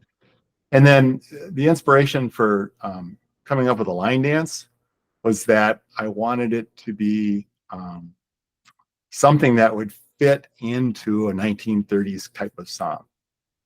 And so I kind of invented my own line dance, but it was sort of very crudely stolen from the Cupid Shuffle. Oh, I don't even know what that to is. the left, to the left, to the left, to the Oh, right, gotcha. to the right, to the right. No kidding. All right. I'll have to look that one up. I don't know much Yeah, about if you line go dancing. to like a wedding reception, 50-50 chance someone will play the Cupid Shuffle. It's a very popular line dance, right? So yeah. and it's not that old. It's 20 years old or something. I don't know. So I had a question about I really love the song Innocence Found. It's haunting. And what does it mean? You know, what's your intent behind it and concept? Well, I'll tell you one thing. When we talked briefly earlier about people having different interpretations, that's one song that seems to strike a different chord with almost everybody who listens to it. Interesting. I think it's almost a non-trivial subgenre of rock or music in general to talk about people who've lost their innocence. You know, like 2 or 3 Eagles songs. You could just say, okay, that's what it was. This person lost their innocence. You know, you can even argue like Hotel California. It's spooky, but it's got the same theme, right? Yeah. And that song was inspired by a person that I've seen for years. And they are very much of an individualist. You can just tell by the way they dress and the way they move. And it happens to be a woman. And one of the things I saw her doing once was picking up trash. And she was doing it kind of deliberately, but she was doing it because she wanted the trash to be gone in this area. And it wasn't really like her yard or anything like that. It was actually a commercial area. But it was one of those places that she goes to all the time. I happen to go there frequently myself. And I would see her picking up trash from time to time. And it made me think about, what if this is someone who basically lost their innocence, but kind of came full circle in some sense and regained something, a quality of what it was like when they were like 16 years old and had not yet had the hard knocks that go with life. I think it's great. And I guess the fact that everybody has their own interpretation of it, I mean, I think it's a really strong piece. Yeah. I've had a few people say something like, well, this is really about this old guy who's trying to, you know, hook up with 16-year-olds. And I'm like, no, if you listen to the lyrics, it's totally different from that. Yeah. It's the protagonist, this woman that I saw who has recovered some of the feelings of her youth, and in a dreamy way. So that was the whole. And then I think when I recorded that, I used 2 things together. I finger picked guitar, recorded acoustically, used 2 mic, well, pick up on a mic, and then I blended it with a guitar VST so that it would sound a little cleaner, a little more crisp. Very cool. So you played it alongside the acoustic recording. Yeah. Wow. Yeah. So I've got the sample guitar, which sounds perfectly pristine, but you know, with the sample guitar, things like open strings or noises that you make when you move your finger on the fingerboard, those things are not there. And so you can tell it's fake. Yeah. But by blending the 2 together, I could improve my guitar performance, which was okay, by having it sound similar to the VST. That's a great trick. I think everyone listening, whoever's listening, you should definitely do this. Mix up the live and some digital. Yeah, it's kind of like when I was talking about humanizing MIDI and stuff like that. It's the same general idea that you can basically mitigate to a certain extent the fact that I'm not a particularly great finger picker, but then also combine it. And of course, to do that, you have to think about, okay, well, what notes do I make when I finger pick this chord, and what order, and how do they overlap, and that stuff.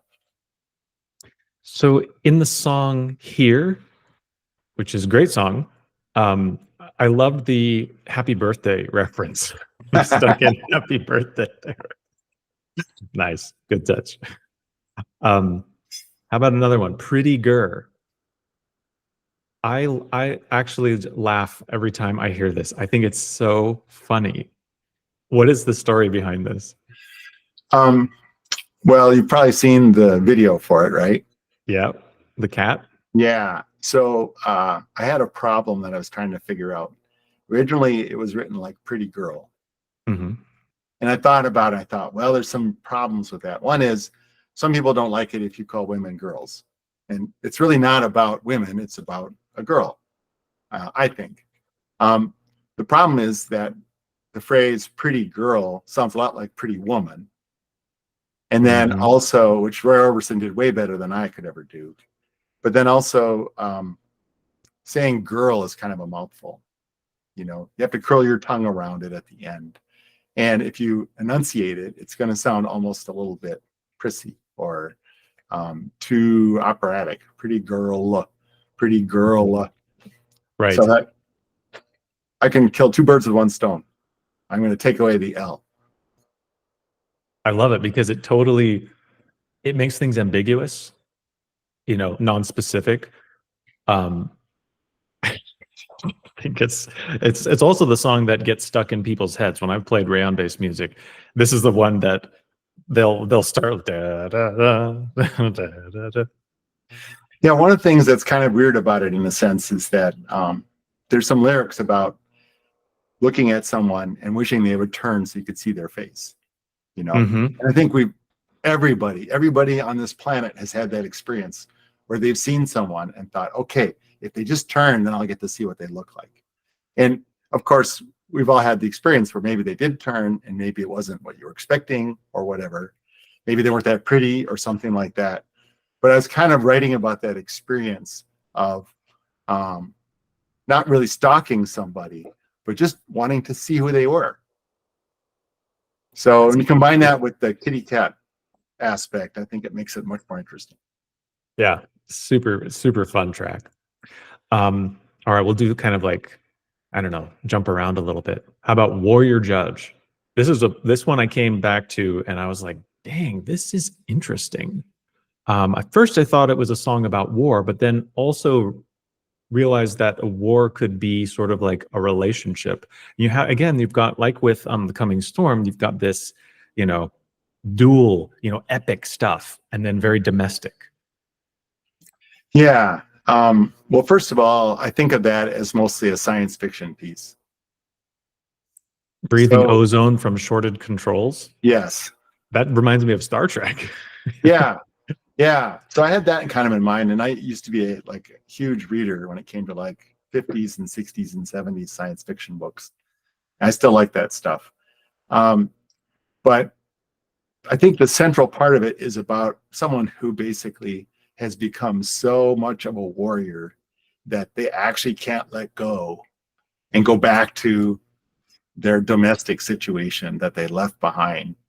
And so they have this band of brothers and almost to the point where, like, I don't know if you've had this experience, but sometimes when you talk to someone who's a veteran, they don't really like to talk about their experience in war, at least not to people that didn't have the same experience as veterans of the same war, you know.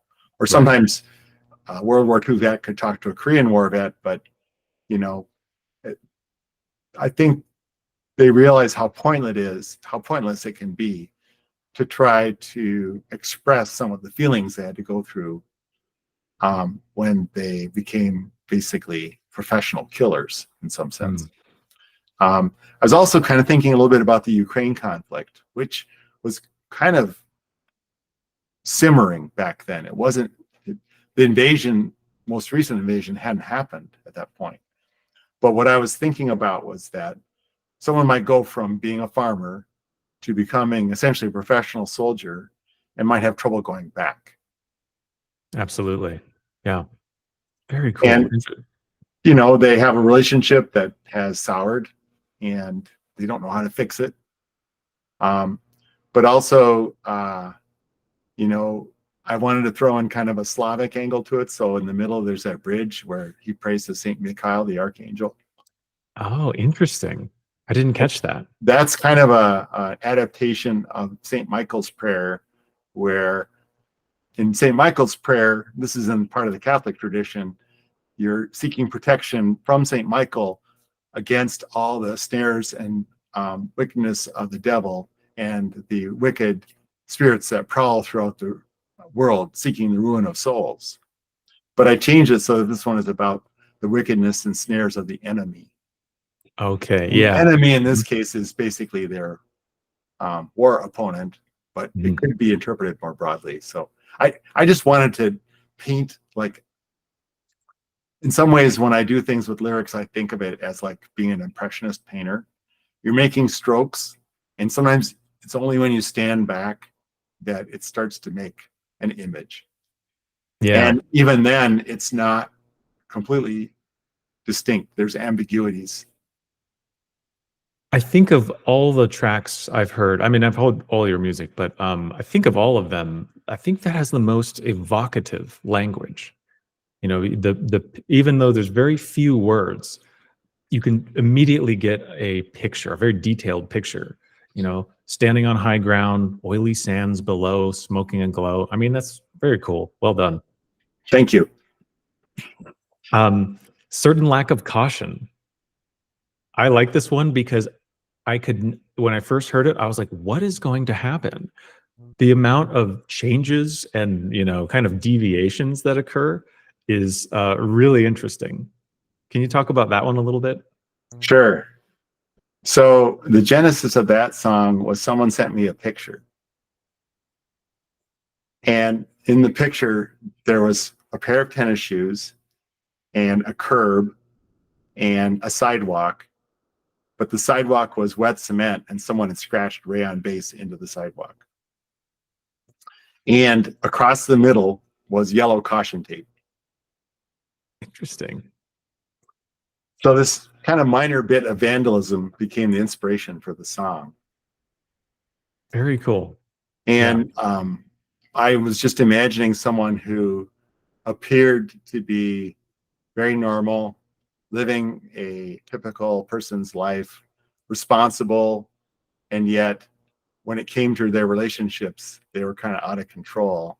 But it wasn't something you could see until you knew them much better. How about the song Takeaway? A relatively newer song, right? Yeah, that's fairly recent. That sees you singing in more of a tenor register. Yeah, that's one thing I can kind of blame on the pitch correction software. I pitched myself up a minor third. Interesting. Oh, so you're actually singing lower than what we were hearing? Yes, exactly. Got it. Very cool. Because I was like, oh, okay, interesting. Maybe the vocal coach is inspiring you to sing in higher registers. But well, I did try to sing it in higher register and actually did some backing vocals to go with it. But I decided that the cool thing was that the pitch correction software is not perfect. You can tell that it's just a little weird. There's some artifacts left over in it? Or? Yeah, it's just the formants are squished a little bit in frequency. So, but if you only shift by a certain amount, the less you shift, the less artificial it tends to sound. Yeah. Okay, that stands to reason. I'd say. Yeah. If I were to shift in an octave, you'd think it was, chipmunks and stuff. Yeah. Not yet. Not today. How about Swagger? So that song is kind of overlapping choral pieces, and it was kind of intentionally not very sensible.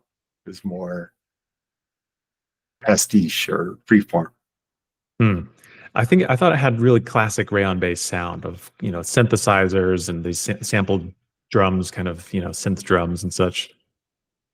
Yeah, Um, I'm kind of a fan of 808s. yeah. Who isn't? They're amazing. Yeah, and drawbridge of size, I even mentioned some 808s so loud you can feel it in your chest. Good, good. Yeah, it's a great reference. Swagger song. Yeah, so I got kind of sick of some comments that I was getting, um, where people were saying, "Oh, this guy's just a troll," which I didn't even really understand what they were kind of referring to. But then another people were coming along and saying, "Oh, is this satire? It's got to be satire. It can't be serious or whatever." I'm thinking like, "Oh, I think it's serious," you know. And in some cases, I would have a little back and forth with one or two people, but in general, I was just like, well, "You can think whatever you want to think. I don't care in a sense." And then I was thinking about how there's a whole subgenre of hip hop and rap music where basically the singer is talking about how great they are, how many girlfriends they have, not in so many words. Right. And I decided, okay, I was going to write a song where I was going to basically tell everyone to go to heck. That it wasn't satire, it's not irony. I'm basically laying it down and, get out of the way or I'm going to wipe you out. I think that's a hilarious line. Yeah, well, I think you did it quite well, and it's very disconcerting. Even some of the melody and the melodic content. There's a lot of dissonance in that track, so you can kind of feel or get that sense of you know almost like annoyed and just be like, hey, like cut it out, whatever. Yeah, there's an instrumental solo in there, which is about as heavy as I could dare make it. Dun Yeah. dun dun dun dun dun dun dun dun. I mean, it wasn't Led Zeppelin, but I'm not them either. So Yeah. So, in my notes, I've come down to the part where it's the Rayonbase manifesto. yeah, lay it on So, us. all right. So here's what I think the Rayonbase manifesto, and there might be more parameters, or more dimensions that could be added. But if one wants to embody, the true, real spirit of Rayon-based music, one needs to embrace metric unpredictability. And as an example, we see that in Suffer Long, Pinpoint Light, Laminar Flow, Young and Free, and Ever Closer, and maybe others. What do you think? I agree. Okay. It's not indispensable to my music, but there's many examples where I either change tempo or I throw in a tape effect, like someone put the hand on the reel and goes. Mhm. And so I want to challenge people a little bit with the meter. Yeah. Yeah. It's music that makes the audience lean in a little bit to you rather than just, maybe sugar pop, where it kind of just gives you everything easy that you might Yeah, want. yeah. I'm not a big boom chuck kind of Yeah. composer. Second point, and these are not in any particular order of importance. Contrasting sections, and we see that in Suffer Long, Certain Lack of Caution, Relax and Breathe, Shelter, the bridge section, Goodbye Karen, again bridge section, Young and Free, bridge section, A Certain Lack of Caution, from driving and bold to introspective and calming. And then there's a what I call the cat jumping move, which is basically the and there's a weird, it sounds like a cat freaking out to me. That's awesome. Genre mashing. So if one wants to make Rayon-based music, you need to mash genres, mixing of elements and genres that are not usually used together. And this happens like all over in your catalog. I guess it's also like you said before, like you have these ideas, but you don't want to maybe use them all in one piece, but you certainly use a lot of them. And I think that's one of the things that adds to the interest of the music. Yeah, I'm definitely genre fluid, which is one way to put it. One thing I found is that if I try to write something that is very boxed in a sense, like an example would probably be here as an example of a kind of a straight ahead country song, or Innocence Found could be, kind of a love ballad or Yeah. whatever. I Wish is another ballad like song. Um, in general, I do very few of those kinds of songs, but I do it intentionally. Um, and with Here, there was this, kind of screwy guitar player who's dinking around at the end of the take, and I kind of try to make it sound like a garage band in the sense of, a bunch of guys who just hang out and make music, and they don't expect it to go anywhere. Right. Yeah. So I do like um, pushing genre boundaries. That's kind of one of my favorite things to do. Well, I feel in art, that's the only way we can, well, not the only way, but I mean, it's certainly one of the primary ways that we innovate. We add things together that you didn't think would go together, and now you've got something sort of new. Yeah, yeah. And I think there are a lot of times when you can do it, and maybe it's not going to be successful. Maybe people are going to listen to it and go, I give them a B for effort. Right. Be for effort. All But I right. do think that there's lots of adventurous people out there in terms of their listening interests. And so there are some songs where I think, oh, no one's going to like this. And then I think, well, you know what? If there's enough followers and stuff, maybe someone will like it. So I don't cut it off that way. You mentioned something earlier or in a previous conversation about how there's a market for everything.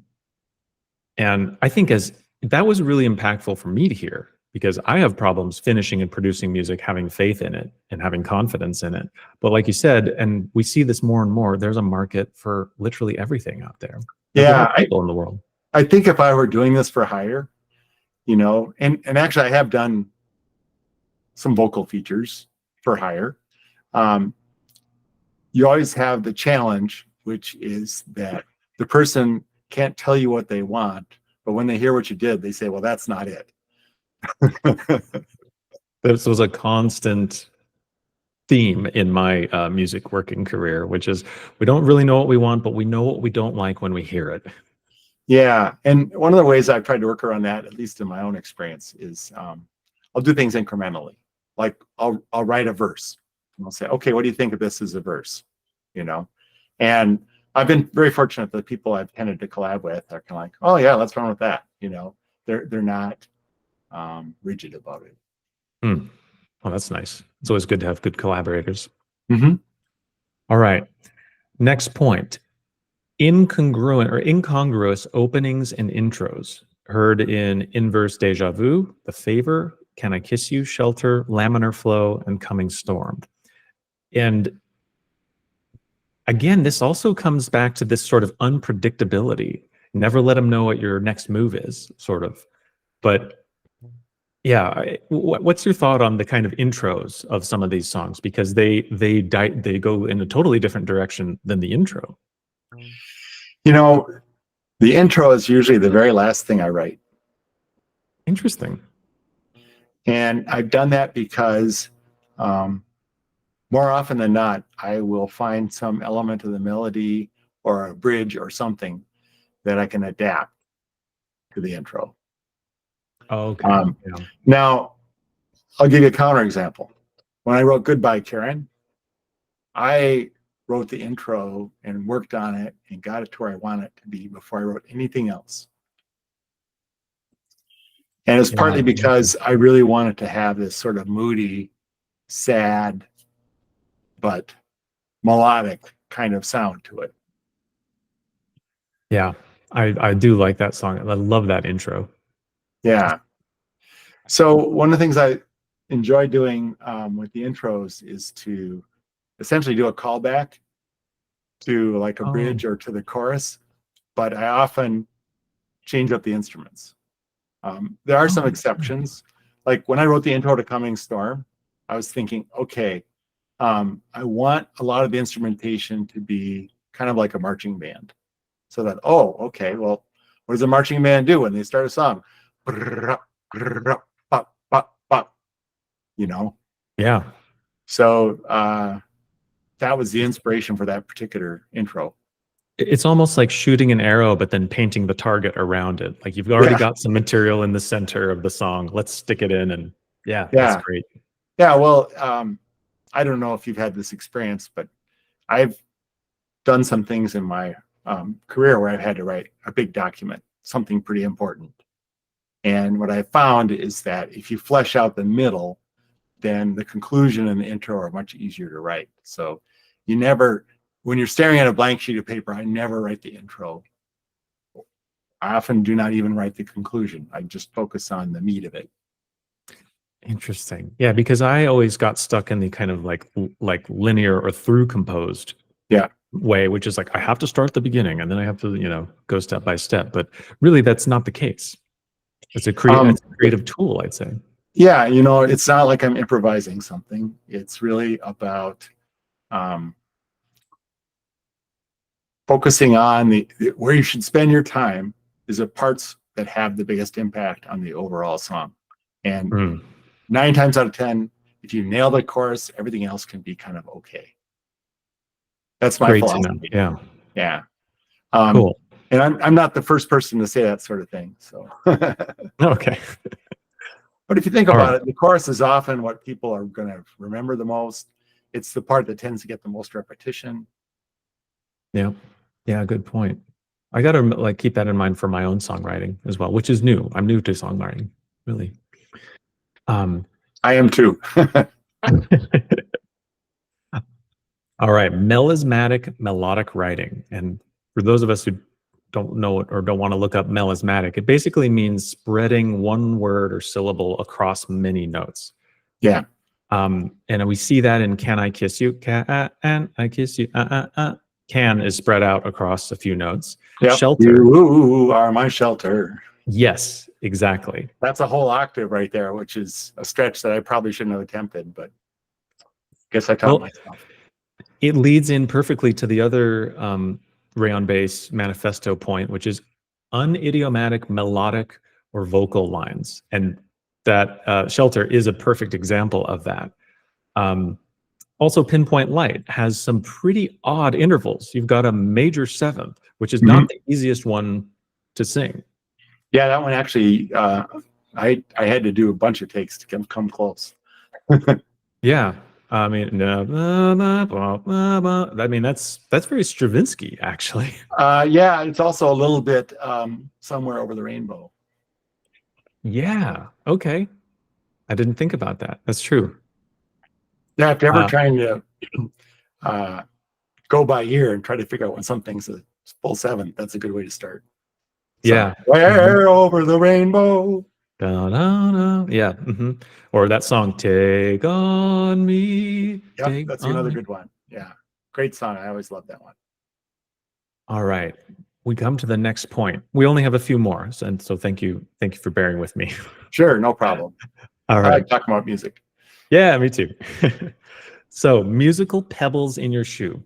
I had a teacher who commented on my music once that said, I want some kind of dissonance. I want something that is like, I want to hear something out of place, a pebble in your shoe, so to speak. And oftentimes I think that is the thing that makes your music pretty interesting. Peanut Butter Jam has some of this. Let's see, the two guitars seemingly played independently of each other, which is kind of, it makes for an interesting, I don't know, it's mush, and not a mush, but kind of an entanglement. Yeah, it's polyphonic, but not in a box sort of way. Yes. Yeah, exactly. Sometimes it sounds like the synthesizer, somebody like accidentally hit the pitch wheel. Yeah. That's a pebble in your shoe. And then awesome vocal lines. Ooh, ah, ooh, ooh. Yeah, that one I was just kind of trying to scat a little bit, not very successfully. But I combined several different takes and I thought, well, I think this would grow on some people, so I left it in. All right. There's also another case that you might consider, and that is missing a lease. Oh, okay. Yeah, that's true. That's one of the other instrumental, one of the only It's a two, I pure think. instrumental, like Peanut Butter Jam. Those are the only two that I have. And thing about missing a lease is that at the time I was learning how to play Furry Lease on the piano, but I was also learning another piece that had these minor seconds in it. And the minor seconds were to give you the sound of like raindrops. Oh. So the inspiration for Missing a Lease was to basically take those two pieces and kind of smush them together. And I did that, and I hated it. It was no good. It was a total non-starter.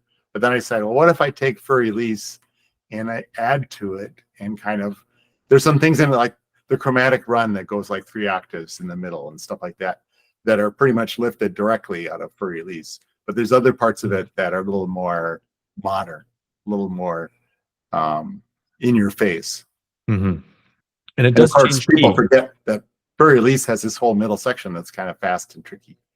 You know, all the, grade school piano players learn the first part, which is slower. But Right. Yeah. I haven't listened to it in a long time, I'll be honest. Here's another point. Use as many diverse samples as possible. Do not limit yourself to an aligned palette of instrumentations, sounds, but use as many samples from across your library. Mix and merge liberally. The greater the sonic palette and more diverse the samples, the better. Do you call is that true? Do you use a wide variety of samples? Because maybe now that I think about it, you do have a pretty conscious sonic palette, right?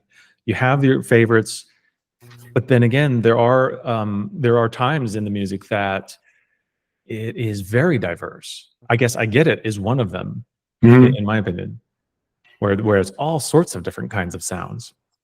Yeah, so one of the basic sounds that's in I Get It, and it's kind of at the very intro, is it's from a VST that basically emulates a modular synthesizer.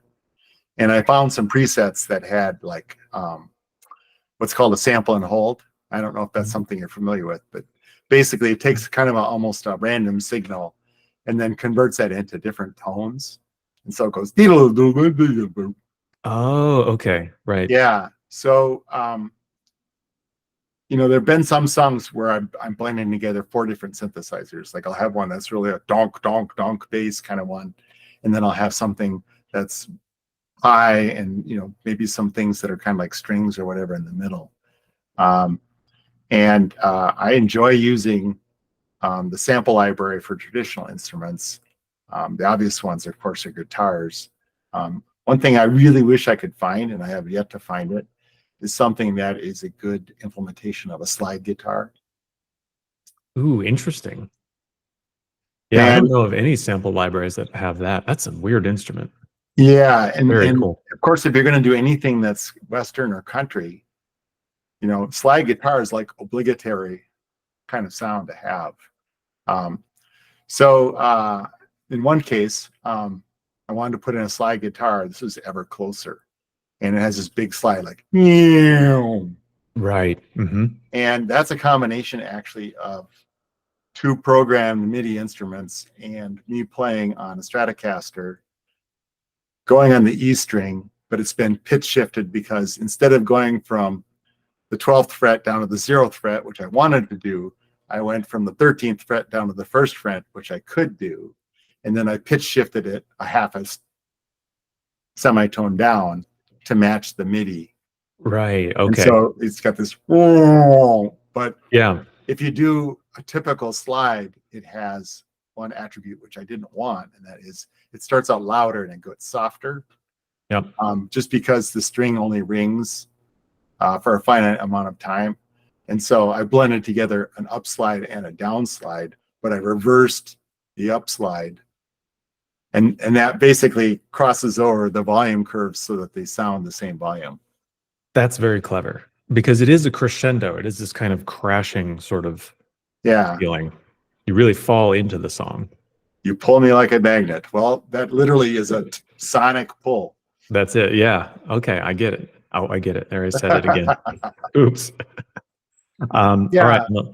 So I do like using a variety of samples, and there's definitely some times where, say, oh, let's not use the synthesizer. That's kind of my go-to. Let's pull out one that's a little more obscure and has a different kind of library of presets that I can fiddle with. Yeah. All right. Cool. It's very inspiring. And the last point, if you want to sound like Rayon-based music, you need to embrace unexpected moments. For example, Beggar's Crawl. There's a tape slowdown in that one. Only fools and thieves need privacy, and then Yeah, and that line is one I kind of regretted a teeny bit because I don't believe it's true, but it fit the tenor of the song. yeah, in that song, there's also this mention of gunshots being triangulated by air. Yeah, If there's like a system that does this, it's called the shot spotter. Shot spotter, right? And they were talking about implementing this in Seattle, and I was wondering, are you referencing that Yes, in as a matter of fact, it's been implemented in London and several other major cities. Minneapolis? I don't it's think so. Not in Minneapolis. Okay, got it. Yeah. Oh, weird. All right, unexpected moments. Oh, and certain lack of caution, harmonic unpredictability. But that's basically the manifesto as it stands so far. It was kind of a fun little exercise to try and distill, your whole milieu. Yeah, I'm certain that there are other artists who would probably adopt some or most of those items. But yeah, I think those are a lot of the ones that help me feel unique. Yeah. Rayonbase, this is kind of the end of all my questions I had. I think we got pretty deep into the weeds. Yeah. I guess Yeah, the we only didn't start talking about diminished sevenths and 9 and 10th chord, 11th chords and stuff like that. But yeah, we can do that next time. We do like a harmonic analysis of a piece. if there's one thing I might consider adding, it would be avoid the 1, 4, or 5 harmonic progression. It's something I've only used in a couple songs. Punk is dead, right? Yeah.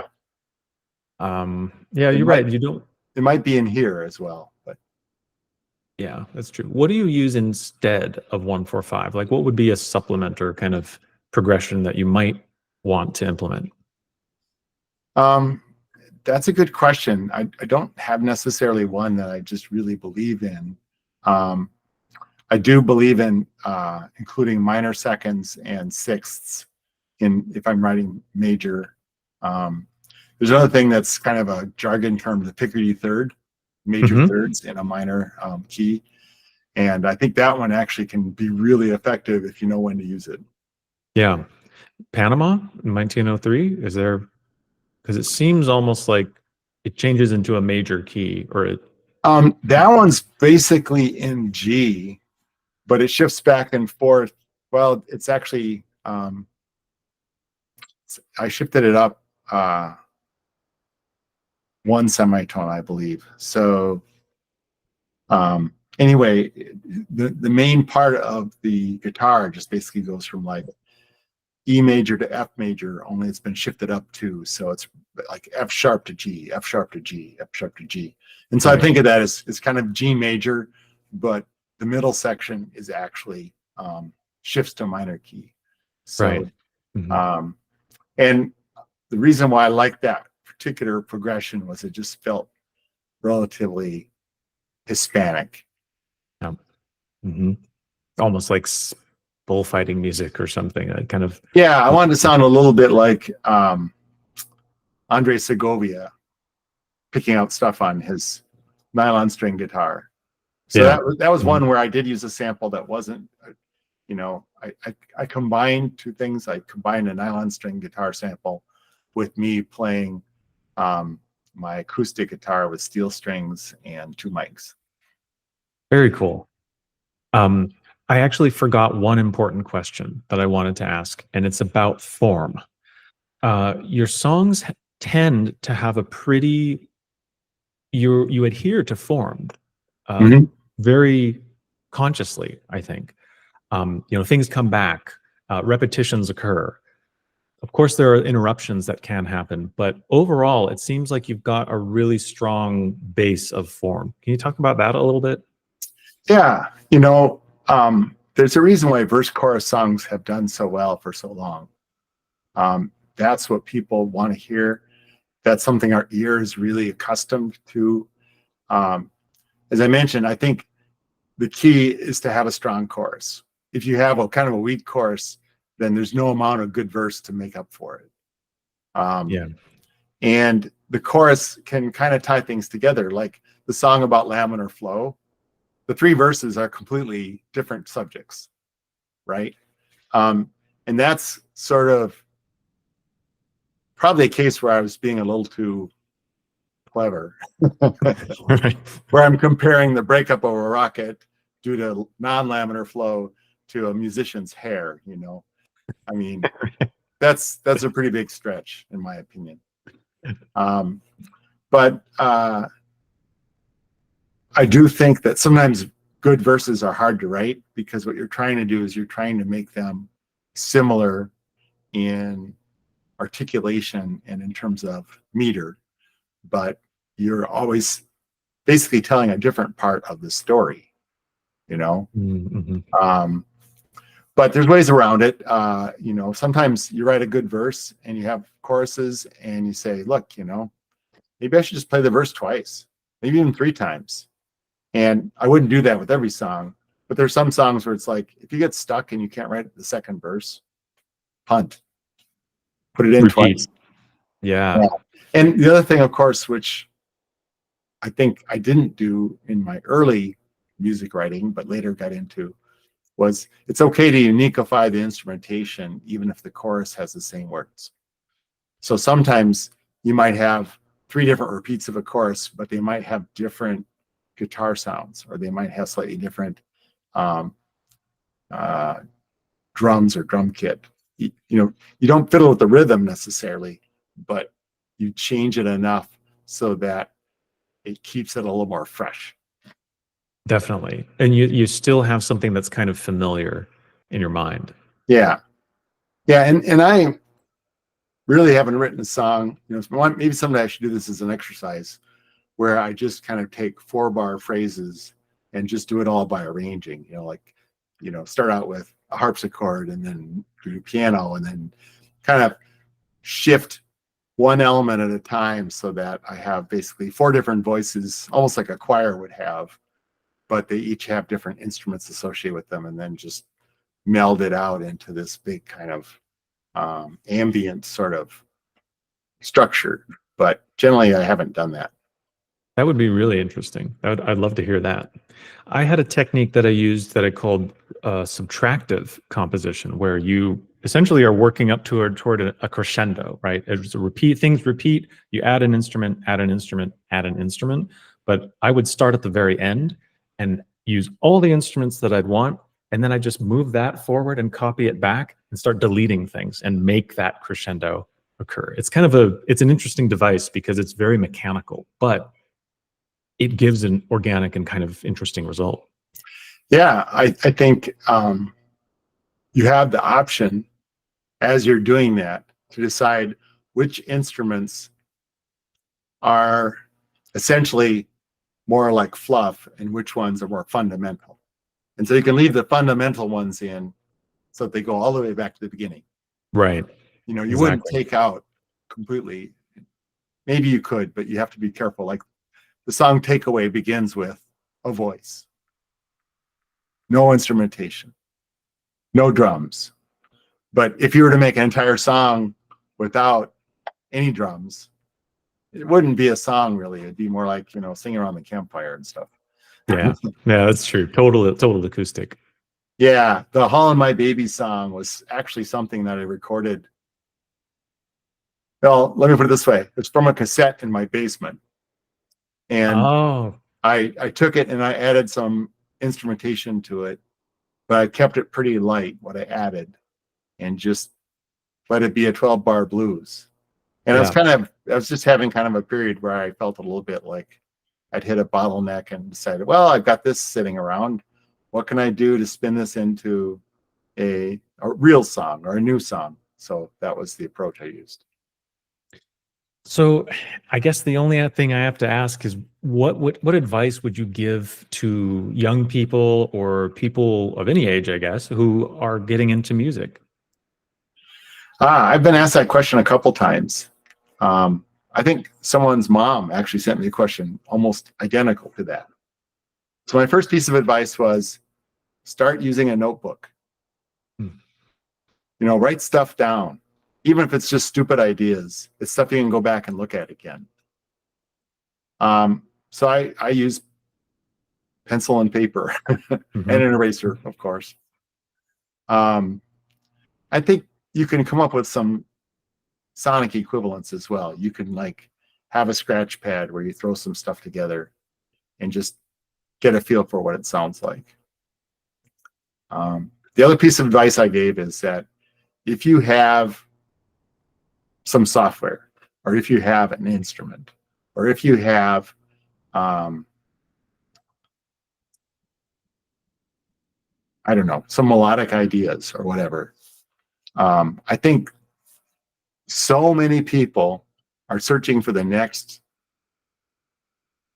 guitar or the next microphone or the next DAW that's going to somehow unleash their creativity.